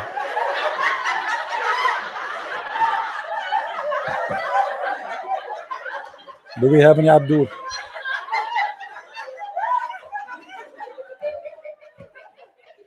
If there is any Abdul, once we contacted Zakir Naik page on Facebook, and I offered them a debate. They said to me, the guy he spoke to me, he claimed that he is the assistant of Dr. Zakir Naik, and he said to me, well, he have no problem to debate you, but you have to bring with you 2,000 audience. 2,000 people need to fly with me. Guys, I'm going to pay for 2,000 people tickets. I mean, that's easy. I mean, Christian Prince is so rich. Man, I spend almost what, more than a week to fix my roof by my hand because I cannot afford it to call a company to fix the roof. And I will pay 2,000 people to go with me to Bangladesh. Who wanna go with me to Bangladesh so we can meet Dr. Zakir Naik? Round the trip is paid by Christian Prince. Do you remember this guy? What his name? Whalen Ibrahim. Whalen Ibrahim. He challenged Christians to debate him. I said, okay, I accept. He said, okay, he wasn't expecting me to accept. So he said, okay, I am willing to debate you. He's first. I'm willing to debate you anywhere in USA. I said, I accept. Then he said to me, okay, well, I cannot come to USA because I do not have a visa. So why said USA? I said, no problem, my friend, we can do it in ABN. You can even use your Skype. You do not need to come. Who need a visa? Who need the ticket? He said, no, I want to do it face to face. You know what? Do it what? Face to face. A Muslim always want to debate a Christian Prince. He want to do it face to face. I never met until now a Muslim want to debate me ass to ass. What is face to face have to do with debating me? Are you going to answer me and I will answer you, or you want to see my face? What do you want exactly? Then you that this guy is not going to come to us face to face. So we ask for what he would not do. I mean, so that will make us look better. So if a Christian Prince he will come to face, we will not ask him for face to face. We will ask him shoulder to shoulder. If a Christian prince we do not know how to swim, we ask him to meet in the middle of the ocean. Oh, unbelievable. Any Abdul? Face to face. Christian Prince, why you don't show your face? My friend, I'm ugly. What do you want to do?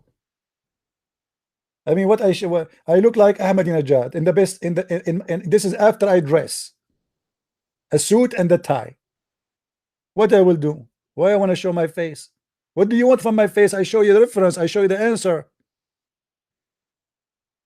What exactly this face thing is?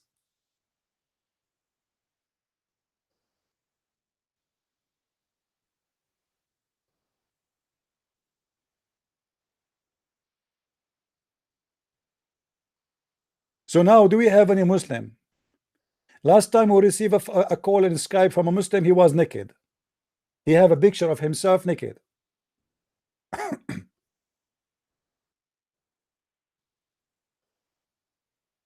Any Abdul?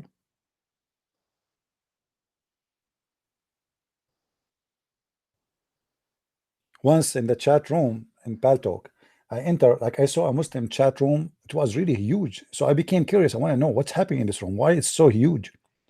And I went, and it says everybody is saying that. Can you move the camera left? Can you move it that little bit?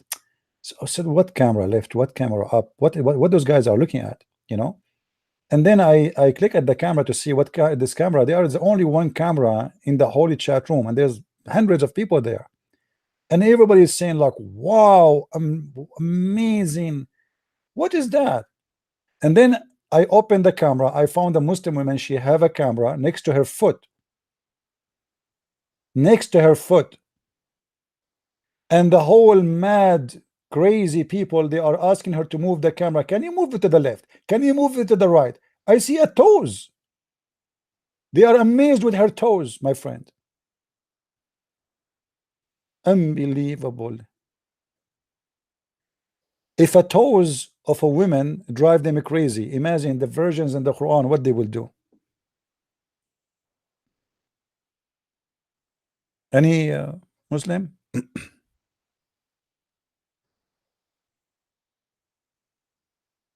Yeah, actually, you are right. Literally, I'm begging them to come because, and sometimes I feel like a homeless man, like any Abdul, like somebody can any somebody, can you give me something, please?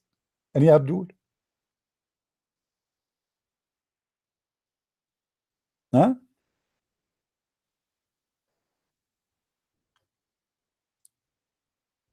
Who is a Muslim would like to call us, please?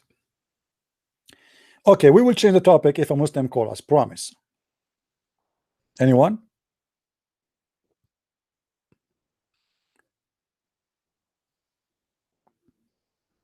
Anyone?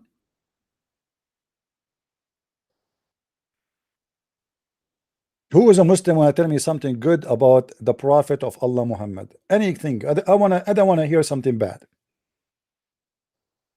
Anyone? Just something good. Who want to tell us something good? I heard that Muslim used to do charity too. I heard that Muslim Muhammad, he married Aisha as a charity. So because she was a orphan. I mean, this is the most funny joke ever. Aisha, she was an orphan. So who is Abu Bakr who became a caliphate after Muhammad? She's an orphan and her father became a caliphate after Muhammad died. Brother, do you know that the Prophet, he married Aisha because she was orphan? What? The Prophet, he married Aisha because she was orphan? And hold on. Are you saying to me if I see an orphan, which means a child who have no parents, I should have sex with the orphan in order to give her a sandwich? Actually, this is what the Quran says. The Quran says, go and do nukah. Start with the orphan. Orphan? How you do nukah to the orphan? You have sex with the orphan? Yes, brother, this is a charity. What do you mean charity? A charity is to rape a little child is an orphan?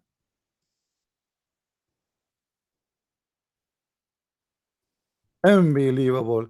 You know, my keyboard sometimes switch to English without even telling me. Miracle.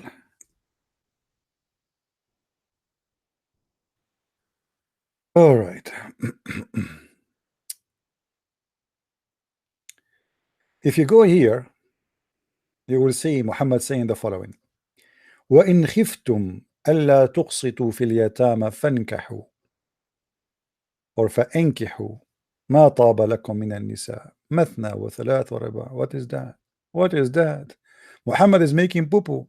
Muhammad is saying, if you are afraid, if orphans, you will not be nice with them, then go if different kind of females. If you fear that you cannot be equitable toward orphan, then go and if such a women seem good to you, 2 and 3 and 4. Anyone can explain to me the wisdom of this orphan story here? And by the way, the word marry here does not exist. The word marry is nikah. This is not nikah. I mean, this is not the word here is used as nikah, not marry. The word marry is zawaj. So the Prophet of Allah and his God Allah asking us to be nice to the orphan. How we sleep with them? What is that? A charity? We rape the, you know, the second you say orphan, it's mean it's a child. Do we agree? Correct, guys? If a person, he is a 20 years old and his parents they pass away, he is not an orphan. Do we agree? Is that correct? Same in Arabic.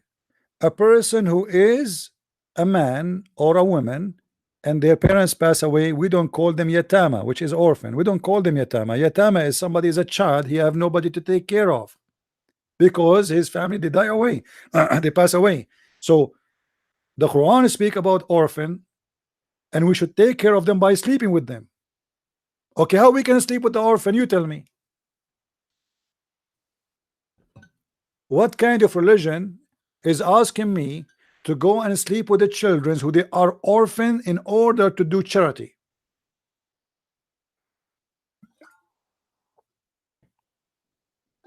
Any Abdul? And then the Quran make it more ugly. Look, the Quran did not say go and marry a woman. No, no, no. The Quran say, and this is proof that this is not about marriage, this is about having sexual intercourse. Look what it says. And if you cannot be like equitable toward the orphan, then go and of what you enjoy of women, not seem good to you. Two, the Quran start to sleep with two, not one. And then three and four. And by the way, here a translation is better than other translation. In other Islamic translation here they put the word or instead of and.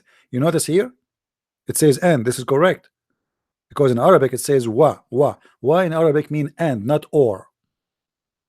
This is why I believe strongly that Islam never promoted to marry which having intercourse with four, but nine. Because read carefully with me, and this is a Muslim translation in front of your face. It says go and do nukah to F women 2 and 3 and 4. What does that mean? 2 and 3 and 4, that's 9. If you ask the Muslims how many the Prophet he have women together, they said 9. Many of them they agree with 9. The Caliphate they say 9 together, 9. The early Islam they used to have 9 women, not 4. But because Muslims, there's a huge difference between Muslim today and Islam before, they are disconnected. Many things Muslims do not know today. I mean, they are just guessing because Islam does not have really a good documentation, let us say. If we say what is even the scripts of the Quran the Muslims they have 0 script or manuscript. If you remember 2 years ago they found a piece of leather in England university, I forgot the which Birmingham, something like this. They found, suppose it was called historic manuscript, which is a piece of leather goes even to the before the time of Muhammad, and then it's written Quran on it, and the Muslim they were so excited for that discovery. Just one piece of leather, and even that piece of leather does not match with the Quran today. Why? Because they have nothing. They have no Quran, they have no book. Like the Muslim now, the Quran we are reading, they say this is the Quran of Uthman, but they don't have the Quran of Uthman. Nobody have the Quran of Uthman. All the Islamic sources is not exist. As an example, they say to you Sahih Bukhari. What is the most authentic hadith of Islam? Sahih Bukhari. What is second? Sahih Muslim. Okay, do you have original copy for Sahih Bukhari? No, nobody have it. So what do you have?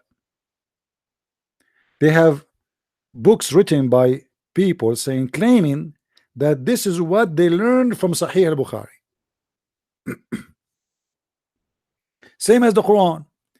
If you have a Quran in Arabic, if any of you speak Arabic, let me get my Quran, hold on.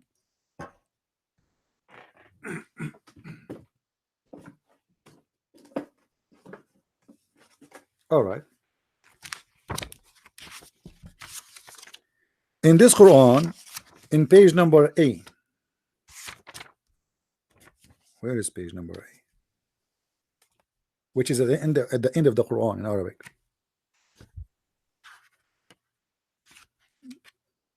Page A. All right, here we go. كتب هذا المصحف وضبط على ما يوافق رواية حفص بن سليمان بن المغيرة الأسدي الكوفي لقراءة عاصم ابن أبي النجود الكوفي التابعي عن أبي عبد الرحمن عبد الله بن سلمى blah blah blah blah blah blah blah blah blah blah. Let me translate. This mushaf, not Quran. This is mushaf. You know what mushaf mean? Pages. This is not a book. This is pages. Written according to the recitation, riwayah, the tale, not the book. There's no book. The recitation of Hafs, the son of Sulaiman ibn al-Mughira al-Asadi al-Kufi, according to Asim ibn Abi Nujud, according to Abi Abdul Rahman Abdullah ibn Habib al-Sulma, according to Uthman ibn Affan, according to Ali ibn Abi Talib, according to Yazid ibn Thabit, according to Abi ibn Ka'b, according to the Prophet. What the heck? All of this is recitation according to, but there's no book. You see, this is how you discover. Yeah, I can give you a screenshot. Actually, I posted before. Hold on.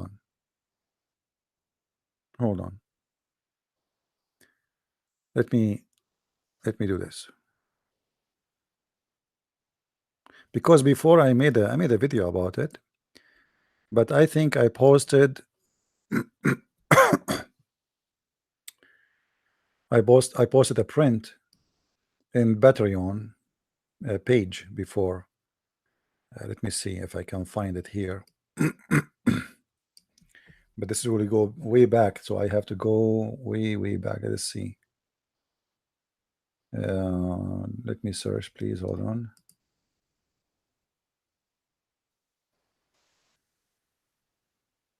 I will try to find you that image I posted.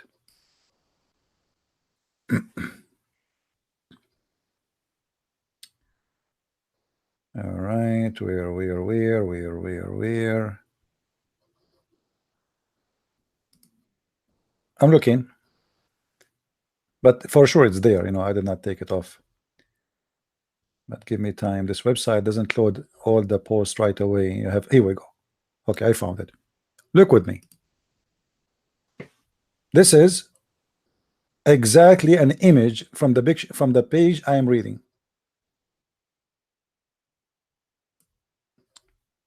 Is it clear?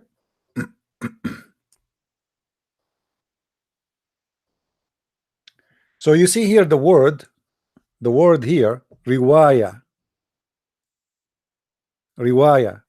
Like one of you, he says, what is the proof that Muslims don't have the Quran?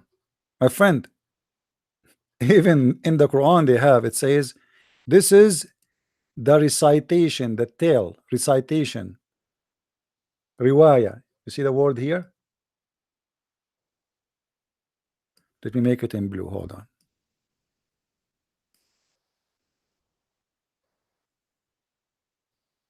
This word between inside the frame, it says riwaya, and this word reported again and again and again. So all of this is according to the tell of who? Of Hafs. Hafs accused by Muslim to be a hypocrite, to be a thief, to be a fraud. So the Quran the Muslims have is a book recited to them from a guy, his name is Hafs. This is Hafs. According to Hafs, the son of Sulaiman ibn Mughira al-Asadi Kufi, according to Asim is the father, the stepfather of Hafs, and he was accused to be a fraud, and he is a thief. And both Hafs and Asim, any hadith they report, it's rejected because both are liars. So all the Quran is coming to the Muslims based on those.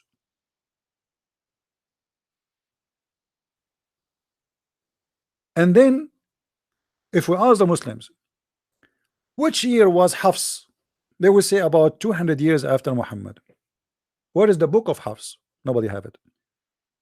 It's recitation. Don't you understand? Why we need a recitation of Hafs if we have a book? Because simply there's no book. Are you getting the point? So from Hafs to Muhammad, there's many generation, and then from Hafs, from Sulaiman, from Abi Abdul Rahman, from Uthman, from Ali, from Zayd, from Ibn Kab, from the Prophet.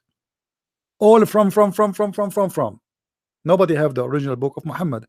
If we have the original book of Muhammad, we do not need Ali, we do not need Zayd ibn Thabit, we do not need Abi Habib, we do not need Abu Abdul Rahman, we do not need Al-Asadi, we do not need Hafs, we do not need anyone. Correct? Are you getting my point? This is how easy to prove that Muslims have no manuscript. Because if they have the manuscript of Muhammad, they do not need any of the rest. Or what I need to say from Muhammad, that's it. But because they don't have the earliest thing they have close to Muhammad time is Hafs, and it was a recitation, riwayah. You see here it says riwayah, not a book. The tell or the telling, recitation. So where is the book? Simply they don't have one.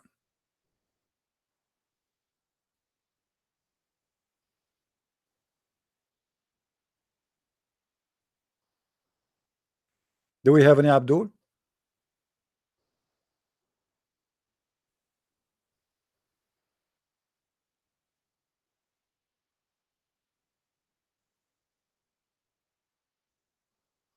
Anyone? This is why if you read, the more you read about Islam, you'll laugh. I mean, it's endless contradiction. Even the God of Islam do not know which one he created first. The stars, the sun, or the earth, or the trees. One verse says something, the other verse says something else. Have you ever heard of God you don't remember?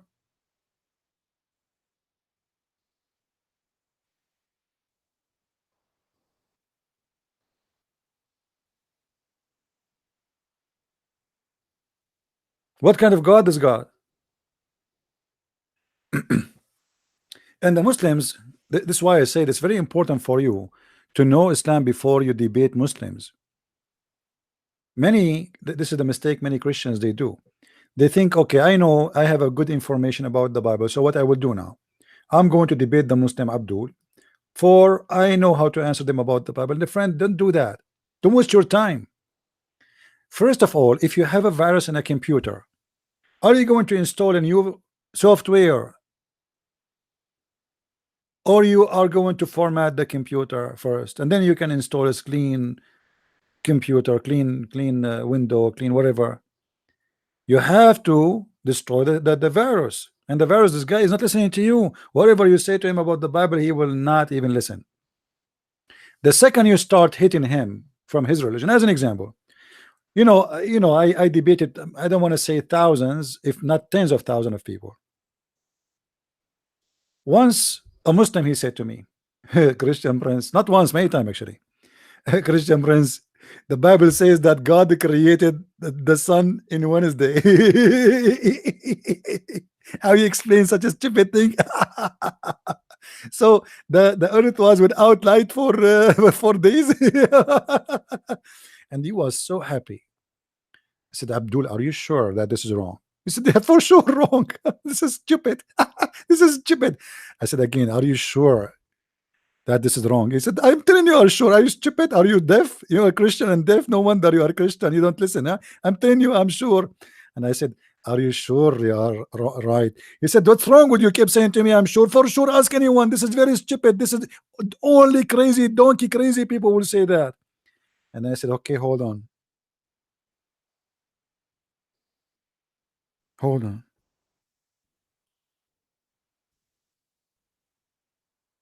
As long as you admit that the one who believes in such a garbage is crazy and stupid, how you explain to me your prophet saying that Allah created the sun at Wednesday? He said, huh? What? I said, well, your prophet said that. He said, this is not true. It's a lie. Prove it to me. I said, well, I don't have the reference right now. Can you give me like a week or two to look for it? He said, ha ha, see, liar, liar. They told me about you. I told me you play games. They told me you don't have the reference now. Huh? Suddenly you don't have the reference. Okay, see, you're a liar. So you admitted now that your book is a stupid teaching that that God created the sun in Wednesday. I said, was, you know, so I made him more and more excited. But the hadith in front of me, and when I show it to him, as you see in the screen, this guy, he starts saying, hold on. Allah is on the mountain in Saturn Sunday and Monday, and he created things in okay, and he created light in Wednesday. Hold on. It says he created light in Wednesday. And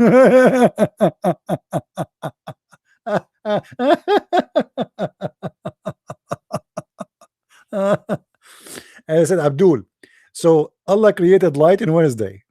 You were laughing that you said the Bible says that God created the sun in Wednesday. But our God in the Bible, in the book of Genesis, he said, let be light, and it was.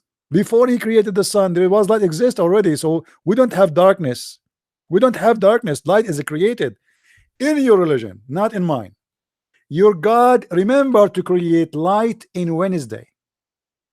And you are the one who said, whoever believes in such a garbage, he must be crazy stupid.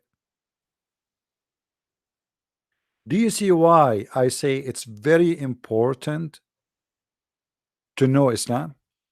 Most of the accusation that was accusing the Christian with, it was something the Muslims believe in. But because that is a donkey, and the other guy who is a Christian, he is ignorant in Islam, so that he was able to, you know, look like he knew what he's talking about. You know what I mean? As an example, that he said to a Christian minister in his debate, not a single Jew believe that God have a son. The Trinity of the fabrication of the Christian. What? Not a single Jew believe that God have a son? The other guy, because he do not know Islam, he start answering him based in the Bible. But in fact, if he knew Islam, he could shut up this man, expose him actually, and make him look like really a fool. And actually, not only a fool, even the Muslims will go against him big deal, because he just proved Islam to be false.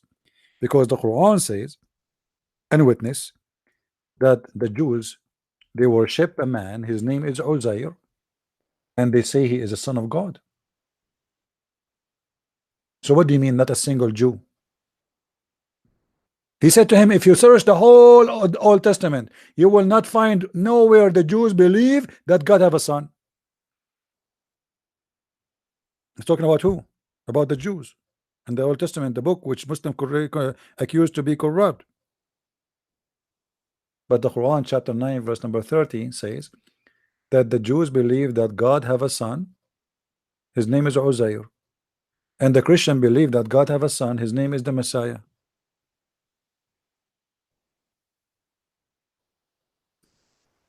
And this is why the Muslims, they choose their target always.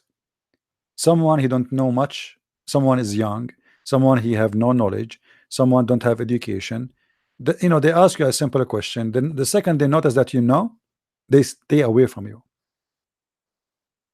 The same as Jehovah's Witnesses. The same as the second they knew that you are a person who have knowledge, they run away. The second they knew that you are an idiot who have no knowledge, they will stuck like a glue on you.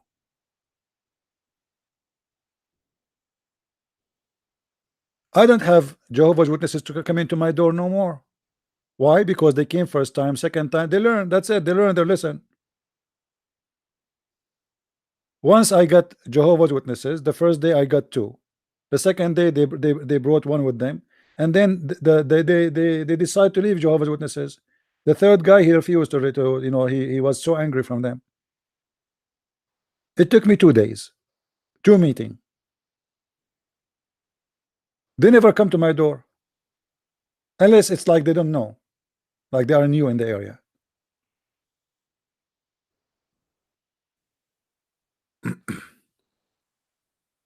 So when the Dutch he say there's no single Jew, nowhere in the Old Testament it says that God have a son, then the Quran obviously is a liar, is lying book.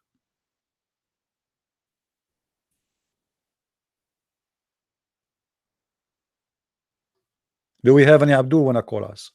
Mayday, Mayday. Anyone?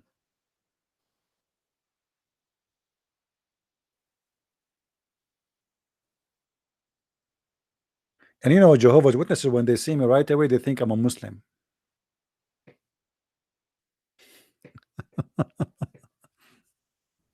Right away.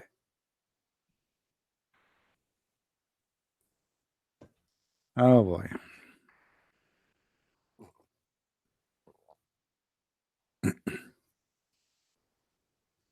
Once I stood next to Jehovah's Witnesses. I don't talk to them.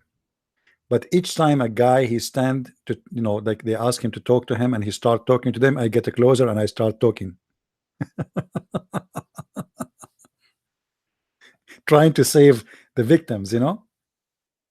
And then they did it first time, second time, third time. I'm there. I'm not going to leave, you know. I was waiting for the bus anyway.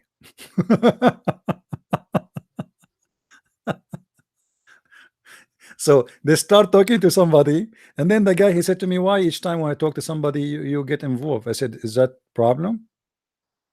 He said, "No, but we want to talk to the person." I said, "I would like to talk. You know, we Arab. We like to talk a much. You know, we love to talk. You know, we drink tea and we talk. This is all what we do all day long." He said, "So you are an Arab?" I said, "Yeah. Can't you tell?" He said, "I don't know, but I mean, each time when I talk to somebody, right away you jump and you start asking us questions. Why you don't ask us when there's nobody?" I said, "I ask you when there's nobody. You told us we don't know." Okay, so I'm asking you. I like the conversation. Any Abdul, wherever you go, wherever you go, always try to be a person who is willing to listen, but in the same time he listen and his brain is working. Don't let somebody control your mind by, let us say, somebody speaking good,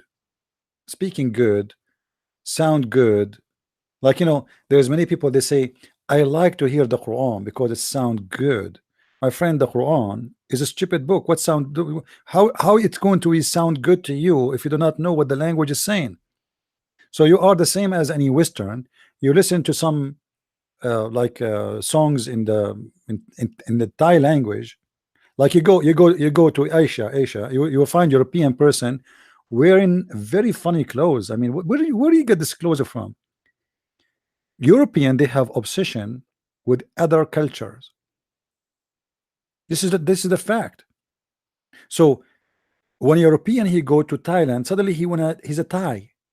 You know, I went to temple, Buddha temple, and I found uh, a man. He looked like European, so I was wondering what this guy is doing here, and he's wearing a Buddha monk clothes.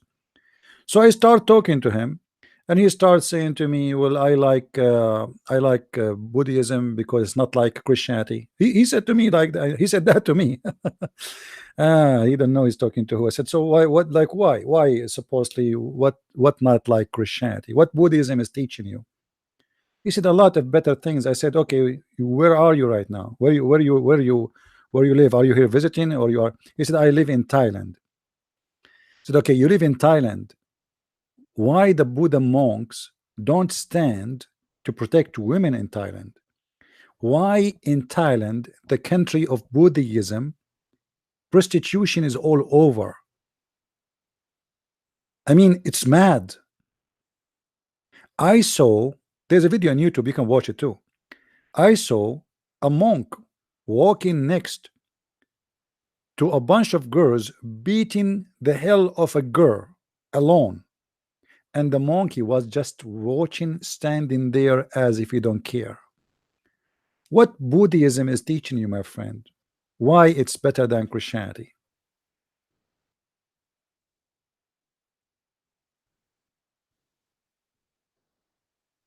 When the Japanese attacked China and they slaughter tens of hundred of thousands,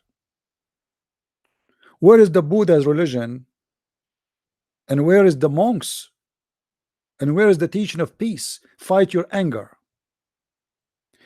You know, this the way I see Buddhism, it's too much of a religion. Speak good but do bad. It's kind of a philosophy, have meaningless, you know. uh, a girl, she come and she say, well, I feel like I want to burn the book. I want to burn a book. I feel like burning a book. Oh, you know, you like to burn a book because you have a spirit of burning person. You used to be a creature who liked burning before. They have the stupid philosophy. They don't try to explain why by reason and why it's happening today. So they try to manipulate the situation of a human being, trying to make the human being, every individual, as a self-god, instead of making a building society. In Buddhism religion, all what we see that worshiping king and bowing to God. Sometimes bowing to God and worshiping king. Depend who is more strong. And I found that there is very much similarity between Buddhism and Islam, because if you ask anyone about the Buddhist, they will say to you they are peaceful. Well, I did not see really that much of peace. Go and see all the wars in Asia and see what happened based in Buddhism. Say the story, the life of Buddha himself.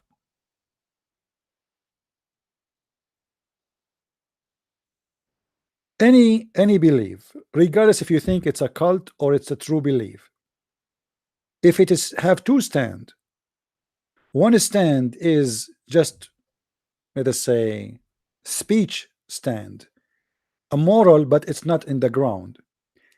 Any religion do that, it's a hypocrite religion, it's not true. If you are a king and you do all kind of filthy things, you will not find one person in that religion stand against that king. Why? Because they don't have someone like John the Baptist. They separate their morality, depend they are talking to who. If they are speaking to a poor, they judge the poor and they humiliate him. The second you are a person of authority or rich, you can do whatever you wish and the monks will kiss your shoes. And this is what Islam is about too.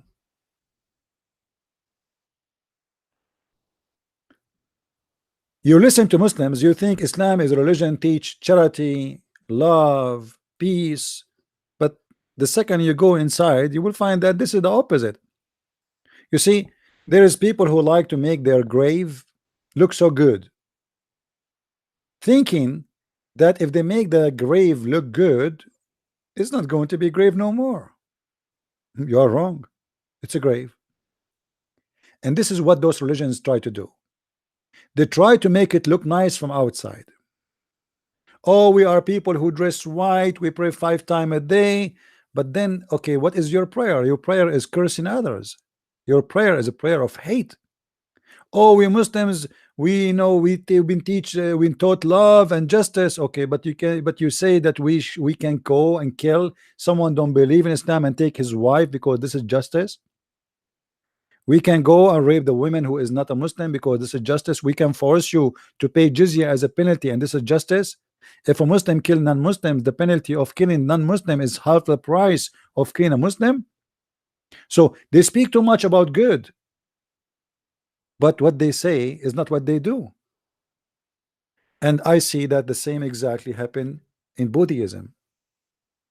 They speak too much about philosophy, but what they do is totally different from what the philosophy stand for. How a culture can be so polluted to the point we have country full of monks, but yet is full of prostitutes. I mean, there's two amazing businesses as of they are flourishing in the same time: monks, Buddha monks, and prostitution. Where is the monks? What is the job of the monks in this country exactly? To ring a bell? To pray to Buddha? Where is the one who will help the poor? I mean, obviously, those women, they are going into the prostitution because there is somebody driving them there. Where are you? Why you don't stand against it? I never heard anywhere any Buddha monk teaching against prostitution, standing against it. Same as in Islam. Actually, Islam promote prostitution legally, officially in the Quran. But Islam make prostitution only something you can use women who they are slaves to you to work as a prostitute.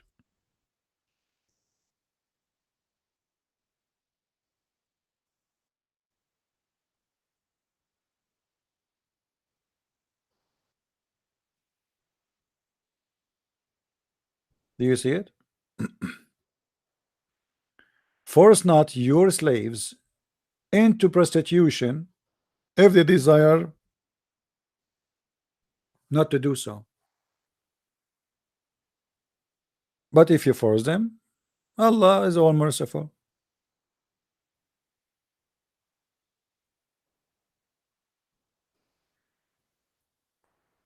The problem I see with Western, they are too much of the outside. Nobody want to go deep in the inside. You see, whatever you want to say about Christianity, Western, they learn this. They are copy paste in the same as many as in the world. Oh, look at the crusade, but nobody will understand that the crusade never happened until the Muslims attacked the Christians. 600 years before the date of the crusade, not a single crusade. Why? Did you ask yourself why? It was the Muslims who did the crusade first. It was the Muslim crusade is the jihad. They call it jihad. So the Christian crusade was a response to the attack. They are not the attacker. And because of the stupidity, everybody in the world today, they say, do you know what? Do you remember what the crusade did? What's wrong with the crusade? If not the crusade, Europe will be destroyed since that time. It was the crusade who saved your ass.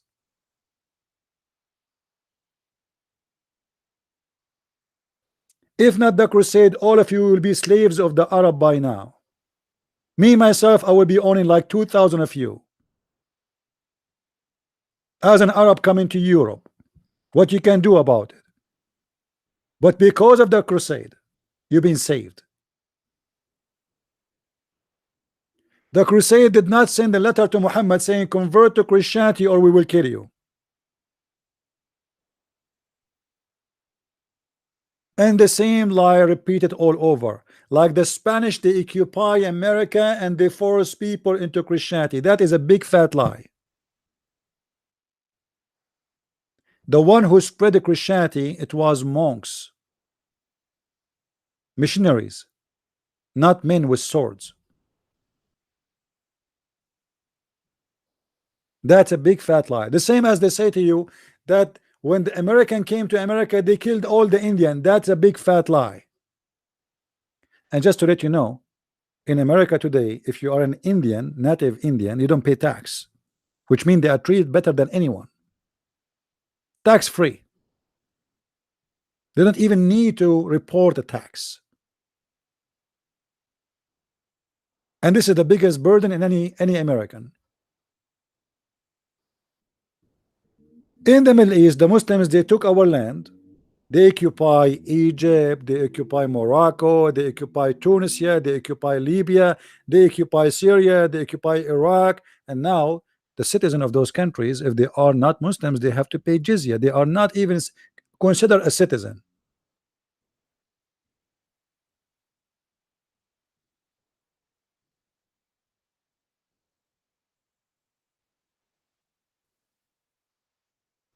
Do we have any Muslim would like to call me? You see many programs made by Al Jazeera TV, the Poison TV, and you know this is why you see. This is why I don't appreciate the existence of what it's called liberals, because liberalism promote false ideas and they support lies. The white man You see this is why the Muslim, by the way, they use the liberals for their agenda. The Muslims, when they try to convert a black African, they say to him, do you know what the white man did to you? But when a Muslim speak to a white American, he don't say to him, did you do what did you remember what you did to the black man? He don't do that, say that to him. They mention the story of a white man and black man just to ignite the hate, to open a wound in the history of the American. So right away they remind you, oh, you are an African. Do you know what the white man did to you? Yes, he did. You know, they are used to own us as a slave, and then they start trying to fool you to say to you Islam is against slavery. But the fact, Islam is a religion of slavery. It's promoted, it's encouraged in the Quran. I will show you a verse. And I want to teach you how to read and understand. Not only how to read, because most of you know how to read English better than me, but you have hard problem to understand. The Muslim, they will quote for you as an example, chapter 4, verse number 92. Look what the verse is saying.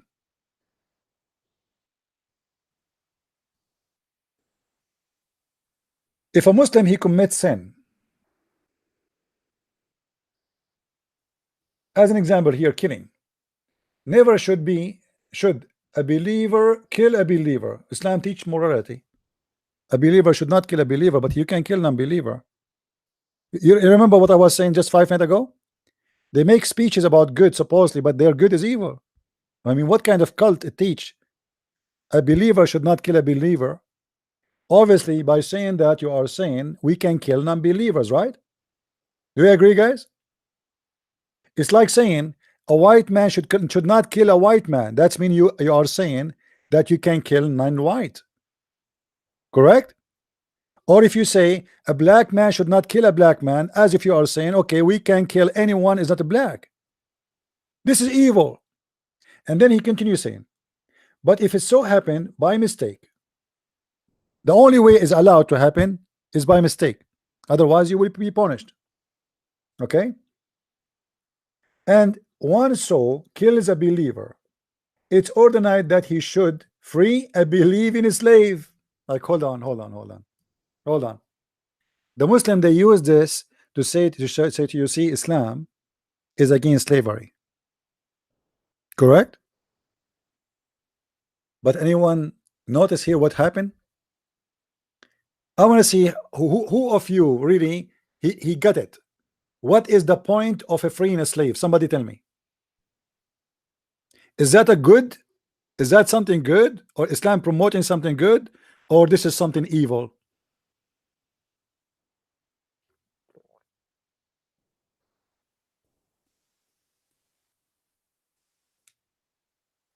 Guys, read with me carefully. If I kill a Muslim by mistake and I am a Muslim, I have to free a believing slave. What does that mean? It means Muslims even allowed to own and enslave Muslims. Is that correct? Is that correct?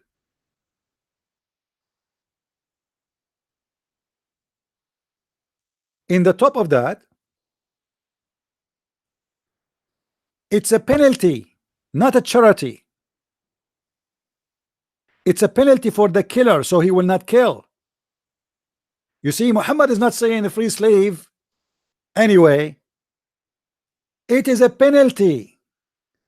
And because the Muslims, they love to own slaves, so now Muhammad, he knew, in order not to kill each other, okay, we will make them say and agree or force them to free a slave if they kill somebody by mistake. So be careful. Don't kill a slave.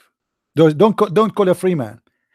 If you do, we are going to force you to free a slave. But the second you free a slave, the Muslim, he need a slave. So what he do? He go and buy another slave. It's not like it's going to be empty vacancies and no more slavery. This will do good in Islam either way, because Islam is a religion of slavery. So now we force him as a penalty, not as a reward. And there's a huge difference. Why Muhammad don't say free? Why you own slaves anyway? And Muhammad himself, he owns slaves.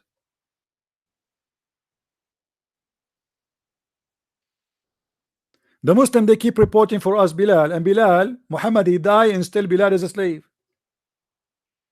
So freeing a slave, when the Muslim, they quote for you those verses, remind the Muslim this was a penalty to the person who commit the crime, not a reward for the slave. Is that correct? Do you understand? There's a huge difference between making it as a reward or penalty. Now, who is the one here is rewarded? No one. The slave is a penalty himself. Freeing the slave never been about freeing a slave. It's about a penalty to the one who commit the crime. So when the Muslim, they quote this for you, show them that this is evil, this is not good. What kind of religion saying such a thing? Two evil things here we learn. That we are going to buy more slaves because we've been forced to free a slave, and we cannot kill a believer, but we can kill non-believer.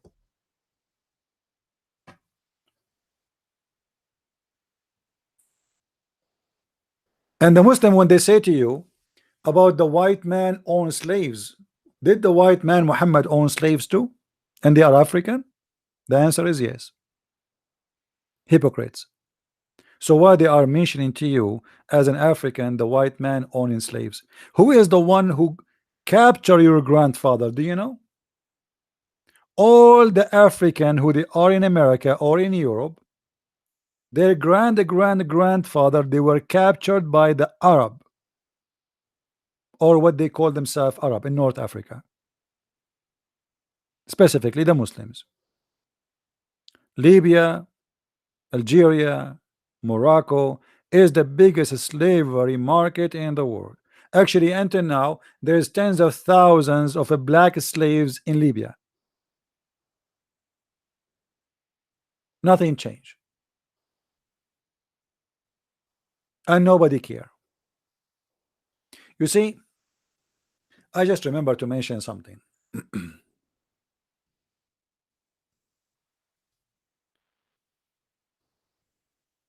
Let me find it.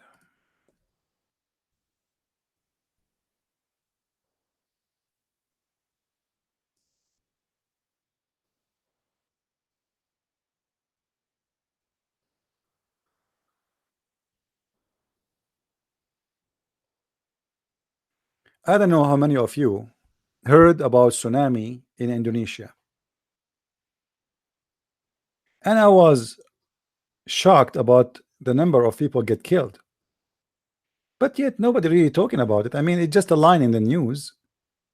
It's just a line. It's like, you know, what her name, the singer, she bought a new lingerie. A city, huge one, been demolished. Thousands of people, they die. And yet nobody is talking about it. And the reason I'm trying to mention this, the reason I remember it, because I notice in this world today the hypocrisy of Islam. The Muslims, they want to send donation to build a mosque in New York, and the mosque will cost them $100 million. The Indonesian are poor people, and the majority of the population are Muslims. But when they die, nobody really care. Where is the money of the Prince of Qatar? You see, they publish in Al Jazeera TV that there is tsunami, and you know, okay, where is the money of the Prince of Qatar, who is willing to donate everywhere in Europe? But in Indonesia, we don't do anything. Where is the money of Saudi Arabia? Where is the money? Where is even the money of the European? Why people don't care? I will tell you why people don't care. Because those are poor nation. You know, if a disaster happened somewhere, which is a rich country, the whole world will be talking about it. Tsunami happened in Japan. The whole world wanna sell aid. They send to speak to the government of Japan. We wanna send you, etc. Airplane is coming. Japan is the most advanced country and very rich. Why nobody wanna help Indonesia? Because they are poor. Where is the money of the Muslims? They are very good in sending some donation to build a mosque to promote terrorism, but when people are dying, homeless, drowning, the Muslims are not there.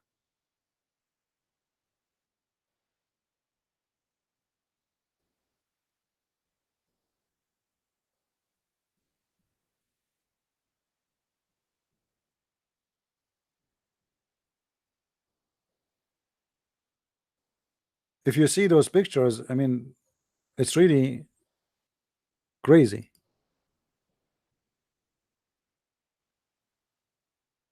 I saw the video where the Muslims, they were saying Allahu Akbar, and the wave is coming, and they are hoping that Allah will help them, but obviously Allah is that, you know, is useless. As you see here in this picture, the mosque totally destroyed. I remember before, the Muslim in Indonesia, they said they show a picture of a mosque was not destroyed by tsunami, the previous tsunami. I think this is the mosque here, but this is was not destroyed because it's made it from concrete, not because Allah protecting it. This one is not strongly built, it's destroyed. I think this is the same one. In the previous tsunami, actually, I think maybe it was less strong. It's the same one, and now this is after the destruction. This is what is left in the top. But the point I'm trying to say to you, there is a lot of hypocrisy around us in this earth, and we as believers, we should pray for those who they are suffering and do our best to help them, even if they are Muslims.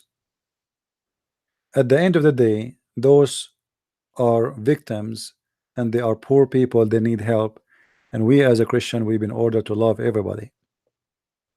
And really, you know, I felt sad for the Indonesian people when I saw this this disaster happen. Even I know that okay, the majority of the city is Muslim, so what? I mean, I will be sad for every one of them the same I will be sad for any Christian.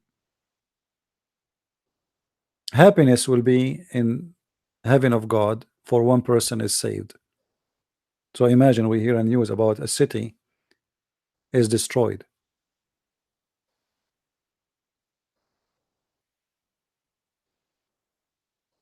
The world is full of hypocrisy. When Kuwait need help, Kuwait is the most rich people in country in the world because of the oil. More than 65 countries decided to send their army literally to Kuwait to free Kuwait. But that because they are rich, not because they love the Kuwaiti people. And this is the fact. This is the truth. When you are coming from a nation which is your land have a lot of resource, uranium, gold, silver, oil, you name it, everybody would love to help you. When you are poor, then all the ethic in the world disappear and nobody even will talk about you. You know, in the Middle East we say two things nobody speak about: a pimp who is rich, nobody speak about his honor, and a poor who die, nobody speak about his funeral.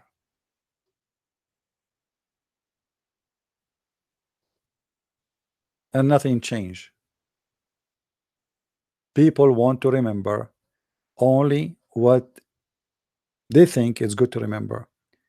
An artist, a singer, she decided to vote Democrat. The news is all over. Who care if this artist? I mean, why it's a big deal if this artist wanna? She have 120 million followers on Twitter. I mean, why even an artist, a singer, she have 120 million follower? I mean, don't you see there's something wrong in the mind of a human being? Why in the world the human being is even doing this? Are we following her because she have a high education? Is that because she is wise? We will learn something. She is a singer, and even her songs is not for free. You have even to pay for them.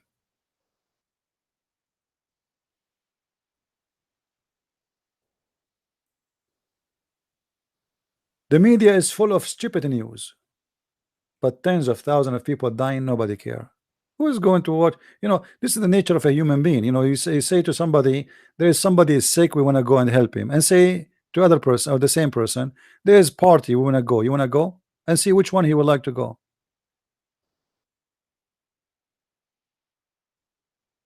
Why I want to follow a singer? What I will learn from him?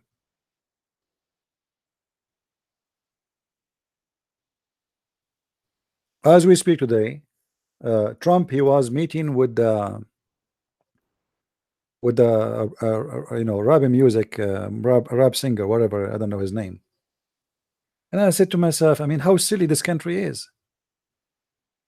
I support Trump, I vote for Trump, but that's stupid. You are doing what the liberals are doing. Hillary Clinton, she started asking singers, naked women, to vote for her and to speak about voting for Clinton.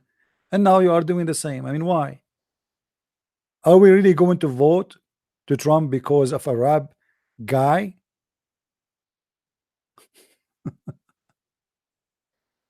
it's a the politics is dirty and stupid. And but this is telling you that Western countries is the same as many countries. They are suffering from the same issue, which is the lack of education. Citizens are not really educated. The reason they are asking for those celebrity to be involved in politics, because obviously they think that the citizens of their countries are stupid and dumb, and those celebrity, they can affect their mind and decision. So I'm going to call a belly dancer, so she will ask you to donate for Christian Prince or to vote for Christian Prince. You will not help this guy or vote for him because you are convinced that he deserve the help. No, but because a celebrity wearing half-inch skirt saying, I'm going to vote for this guy, and because she will vote for this guy, you will vote for this guy. This is an insult. This is an insult to anyone have a brain. I do not need a celebrity person to tell me what to do. Most of them, even, they are bad people.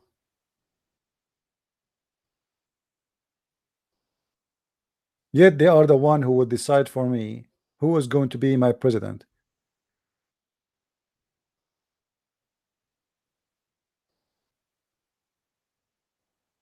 Each time there is an election in USA,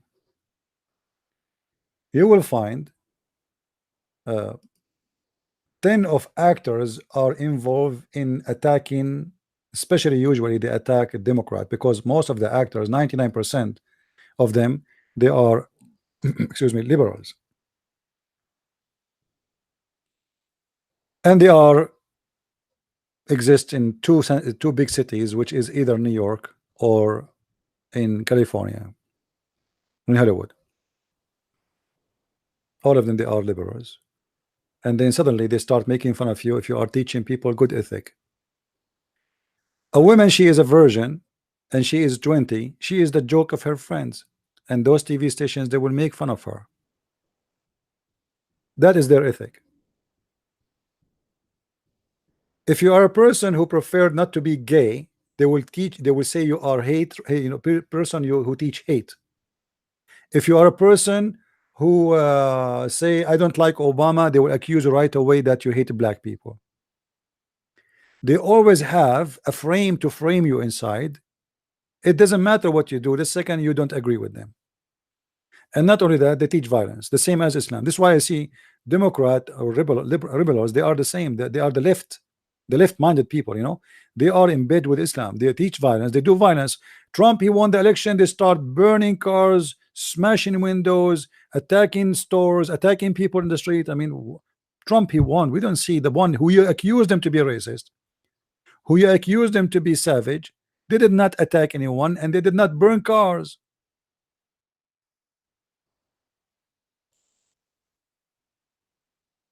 This is why I believe that the left in Europe is exactly the other face of the coin of Islam in Europe.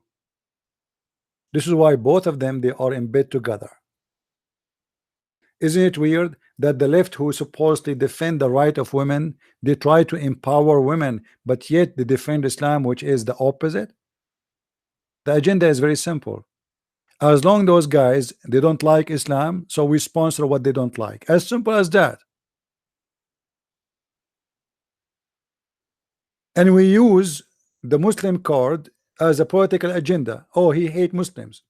Oh, he don't like Muslims. Oh, Trump, he banned the Muslims from entering America. He's Islamophobic. But Trump, he did not ban the Muslims. He banned any citizen from those countries, including my citizens, my people. There's many Christians there.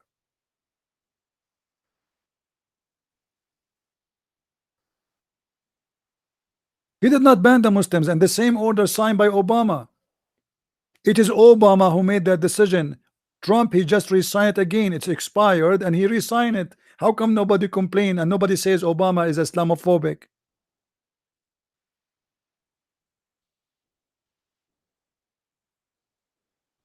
I don't know how many Americans are watching and listening today. We have an election in this coming November 6th.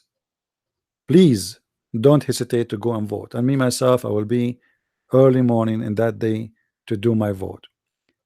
The left truly are evil.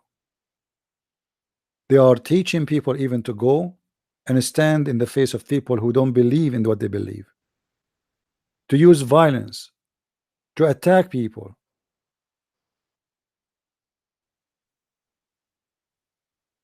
We don't want another Islam with different name.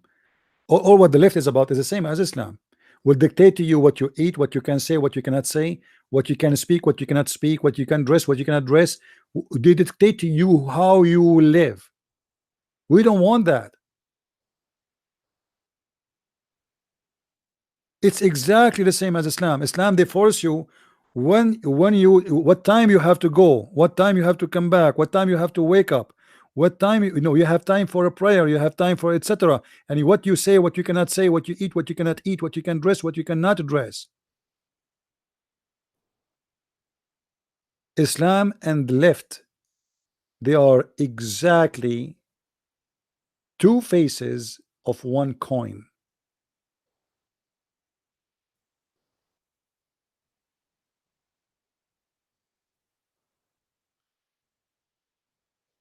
You have to say you like gays, otherwise they will accuse you of hate. You have to say that it's okay, to teach your children to be gays. You have to say, okay, I don't believe in this. No, you cannot. You have to believe in this. I mean, so why you say we live in a free country? No, you don't live in a free country. You live in a country of left-minded people, and they choose the right name, the left.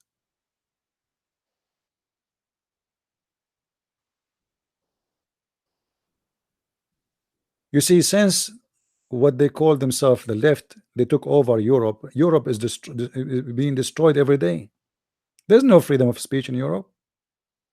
You have to agree with the government in what they say and what they teach. The second you say something you don't agree with, they say, oh, you are teaching something against the Constitution of the Republic of France. It's the same. You cannot say something against the Constitution. This is the Quran of France. So what the liberals they have a holy book. They decide that this is a book nobody can pass and nobody can exceed. And the second you exceed, we are going to torture you.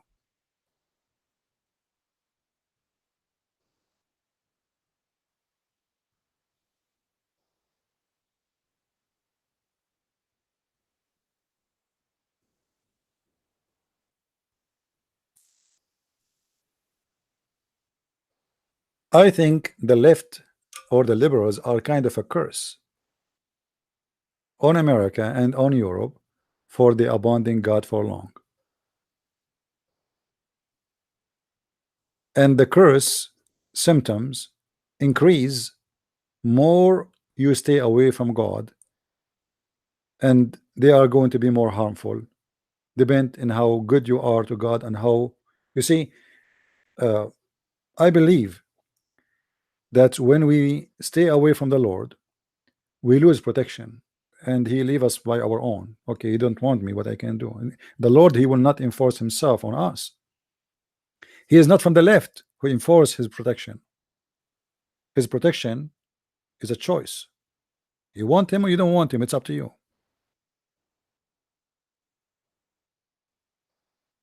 And I believe that the Lord here help us when this man Trump he was elected. He is not a man of God, but yet he destroyed their plan to take over.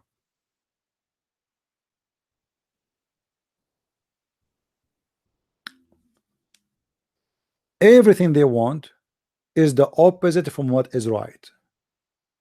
I mean, I never heard of a country in the world they don't want borders. I never heard of any country they want protection so criminals will not jump in their country. I never heard of any country anyone can come and ask for welfare. I mean, this is stupid. It's even they don't even. But what they care for, my friend, is just how to win the election. They don't care if the country go bankrupt. They don't care if this country became the same as Venezuela. Look what the socialists did to Venezuela. Venezuela is a rich country. It's not a poor country. Is one of the richest country by the oil alone is amazing. But look what happened to Venezuela. People, the currency have inflation of 1 million, which means the price of things increase 1 million times.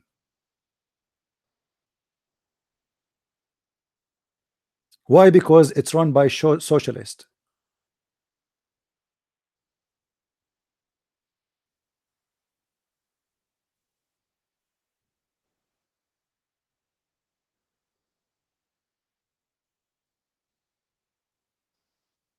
I don't want America to be Venezuela, and I don't want Venezuela to be what it is today. I pray for this country to finish with the socialist and people they go to live as before.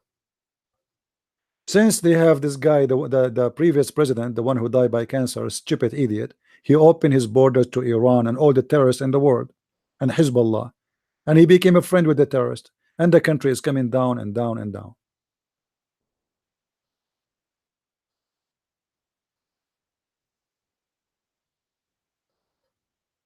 Anyway, we went away from our topic today, which is about the creation of the black man.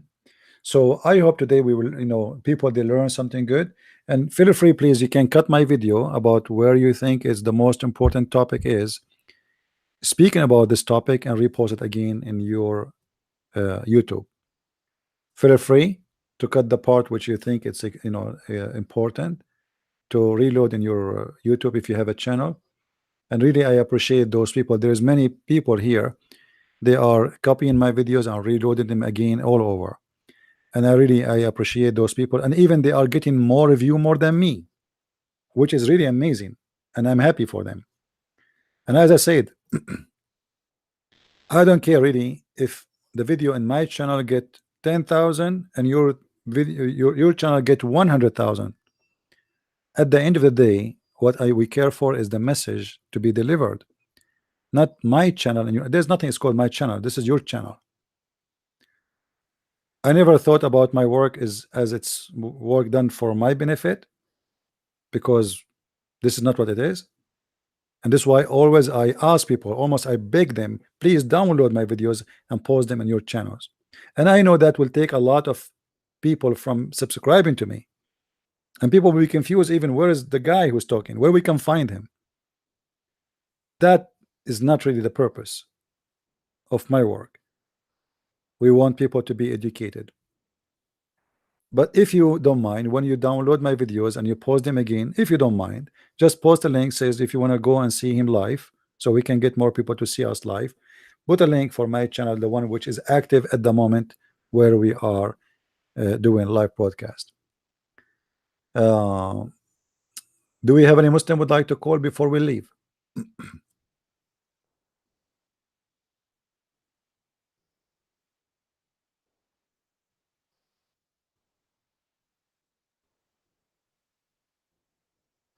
Anyone? Look like we are out of them.